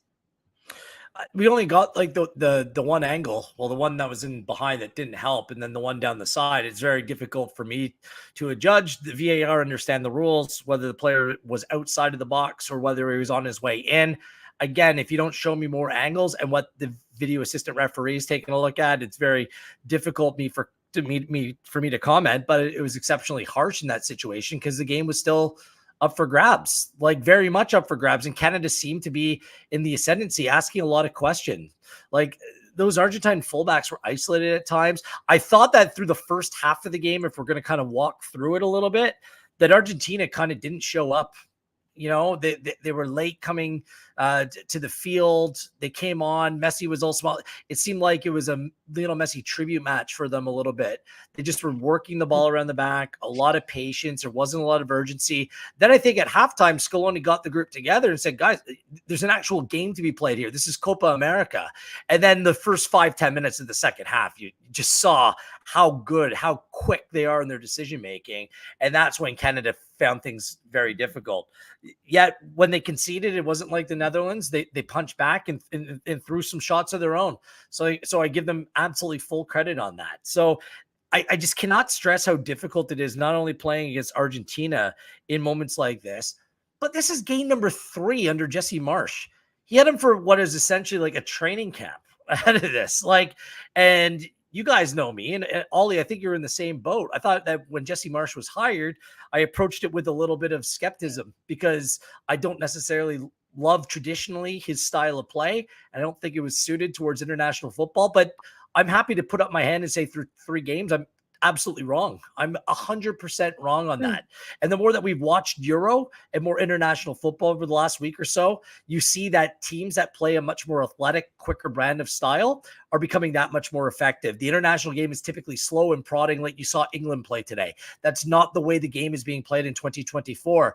And if Marsh can take advantage of this very young team who have the legs, have the eagerness, have the physicality to play this way, I think overall, as we move forward, tonight was their free hit, right? But moving forward, I think it's showing some really, really positive signs. Yeah, I think that's the thing now is you just want to see game 2 and 3. And that's where obviously it went sideways in 2022 in Qatar. Like Netherlands, I think you can write off as being his first game in charge. France, more than a passing grade. Argentina tonight, even with a loss, I think is a passing grade. Now you really just want to see this group of players be able to build on it and make some noise at this tournament against two opponents who are going to be real tests, good teams, but not World Cup semi-finalists like we ran into last time in Qatar. Was there anything if you get out of this tonight's... group? Sorry, really quickly, if you get out of this group, and this is a thing, like the next game against Peru is the must-win. Like you have to go out and win your next game. That's the big one. But you're playing whoever comes out of Group B: Mexico, Jamaica, Ecuador, and like you're avoiding Uruguay, you're avoiding Colombia, you're avoiding Brazil. Like, they're just get out of the group. That's the mission here. And I think based upon what we saw tonight, guys, you're going into your next game with a lot of confidence. It's going to be played in a much different style, by the way. So get ready for it. But based upon that, the confidence, the mentality aspect that I keep on hammering on about, these are all very important elements to really a team that's impressionable.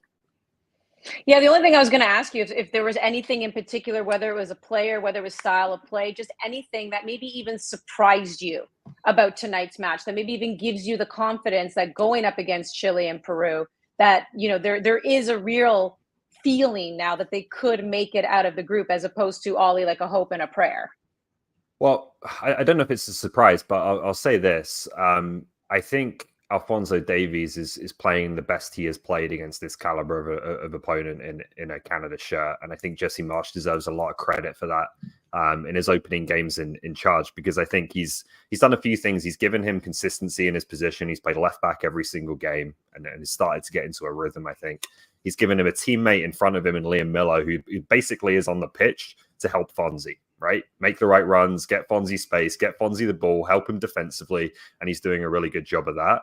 And he's had consistency and help around him, I think, in that defensive aspect of the game. He's had Cornelius next to him all 3 games. Again, he's had Miller in front of him all 3 games. And this was something I think Davies really, really needed and didn't get potentially, you know, when you look back at the World Cup and some other key moments for Canada in their biggest games. So I'm encouraged by the way he's playing. I think Marsh has got that absolutely right in terms of how he's approached it.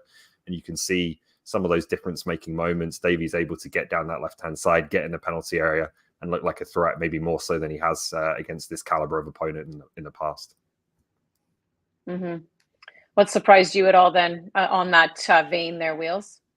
The physicality of Canada, like, man, oh man. And I'm not just talking about, you know, being fully committed, winning challenges and stuff like that. It's just speed. It's just the nature of playing the game at the highest level, you know, bigger, stronger, faster. There's a lot of that mentality. And the Canadians don't look off it. I think that when we having watched this country play over the course of the last 4 decades, there was always kind of something that you would notice. And that's no disrespect, by the way, to the players who have played before. You're like either like a step slow or a couple inches short, or, you know, a couple pounds too light. Like, it always seemed that was the case when you'd watch games. There was a definable physical element, but Canada were right in it. Like, I just, Bombito for me, yes, it was a learning experience tonight, but he's not used to playing strikers like Julian Alvarez and Lautaro Martinez with Lionel Messi providing service. I thought he was phenomenal. And Ollie mentioned it, like, when they're playing balls over the top, you're going to play that way. Bombito will go and catch you. He is so quick. He's not going to be out caught for pace. It's unbelievable. And Cornelius played like a man possessed. Like, this is why playing under 20, playing for Canada throughout the years is so crucially important, because it was coming out of COVID, or was still during COVID. We provided studio coverage in match calls for Canada in Olympic qualifying. Do you know who played in that Olympic qualifying? Derek Cornelius and Tajon Buchanan, players like that who are now part of the first team playing in difficult atmosphere against difficult players, really testing themselves.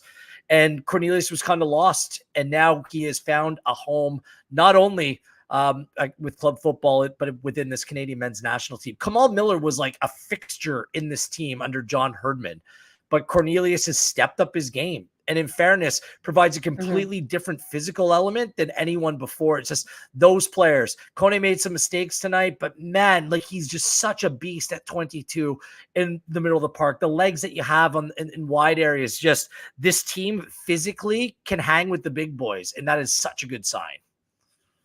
Yeah, I think I'm with a lot of the people, even in the comments here, guys. I have to say, like, defense isn't concerning me that much with this team. I am pretty confident with Eustachio and Kone in that midfield being able to clog things up. I think that's a reason why Lionel Messi was also fairly quiet here tonight. We said this before, even in our preview show. If you can minimize that service to him and you clog up that midfield, suffocate it, then that is how you can minimize his impact. I think I am very comfortable with those midfielders, and I do think that Bombito and Cornelius are a great center back pairing. I like them. And again, the way Alphonso Davies is, the way Alistair Johnston plays, I'm good with that. Max Crepeau, big saves tonight. He made 9 of them. 6 of them alone were in the penalty area. These are point-blank saves. Guys, my concern is that you gotta score. We already know coming off France, they didn't register a shot on target. Here they registered 2 shots on target. But let me just tell you why I'm a little bit concerned. These are the top two nations in the footballing world, Andy. I'm not concerned but at all about the attack. I get it, but Kyle Larin has scored, in the pro game. We know that he can get it done. He's the all-time leading goal scorer for the Canadian men's national team. We know that Jonathan David at one point, led Ligue 1 as well. This year alone, finished 3rd. I mean, this is a guy who was even better than Messi at one point in Ligue 1, and he was only behind Kylian Mbappe this year. These guys can score. Don't do it with the national team. He's not. No, but he's not better than those players. Like the thing is, I hear what you're saying, but when you're chasing the game, you're playing the top ranked teams in the world, and chances are few and far between. You're playing against the best goalkeeper in the world. It's like all these things matter. Big picture for this team, I'm much more concerned defensively. They could have conceded 4, 5, or 6 tonight. And that's because they were playing an excellent team. How many breakaways were there tonight that didn't end up in the back of the net? That's the system. That for me is... That's the system Jesse Marsh plays, right? That's the high press. Tonight. That's the system, not so much the players. And this game specifically, but it still happened. Like, look, this team scored goals throughout. I have no concern about that. Let's just wait and see what's going to happen in the upcoming games. Just defensively, I still think it's a work in progress. And where's the depth in this team and how is it best utilized? Sorry, KJ's just messaging me that Jesse Marsh in this press conference, not happy about Argentina waiting so long to come out at halftime, says that they were clearly looking at video and taking longer to make adjustments. And according to Jesse Marsh, that Argentina should be fined. And I completely agree with them. That was laughable. That was 5, 6, 7. How much longer were they in the room after the allotted time was given at halftime? You should not be able to do that. I understand it's like 1.5 miles walking through the tunnel, but it's beyond gamesmanship. When you have more time to study or go over certain movements, that definitely gives a competitive advantage to one side, and they should be fined. I'm 100% with Jesse Marsh. I thought it was weird. And off-putting in that moment, but these are the things if you're world champions and you're Lionel Messi, you get away with, I guess. It's not the first time it's happened, and I think they've kind of figured out, like, oh, we want an extra 3 or 4 minutes, we'll take a fine, no problem. Like, what can you do, right? Do you start the game with one team on the pitch? Like, it's a tough one to solve if they're willing to just pay to buy themselves a couple of extra minutes. All right, guys. That's up to the people on location operations. Cool. We'll keep an eye out on that, shall we? But I think, a lot of people now, again, if you're just looking a little bit, just kind of looking through the comments here, I think a lot of people understand, again, what Canada was up against here tonight. 2-0. They're not feeling like it was an embarrassing result. There was some good moments there for the Canadians. But, of course, the sentiment is let's try and find some goals here at Copa America. But it's a 2-0 loss for the Canadians at the hands of the reigning world and Copa America champions. Argentina. We hope you've enjoyed this. This is a great little space to be able to come out and nicely and respectfully be able to voice your opinions, have a little fun. It was great watching what some of the people had to say here tonight. This has been Vamos, presented by Degree. We will be doing this after every Canada game live on our YouTube, and then keep your eye out on our One Soccer platforms. We will also be doing digital shows around this and preview shows. Canada and Copa America. That's Ollie. That is Gareth. We had KJ on earlier. I'm Andy. Thanks for tuning in. We'll see you next time.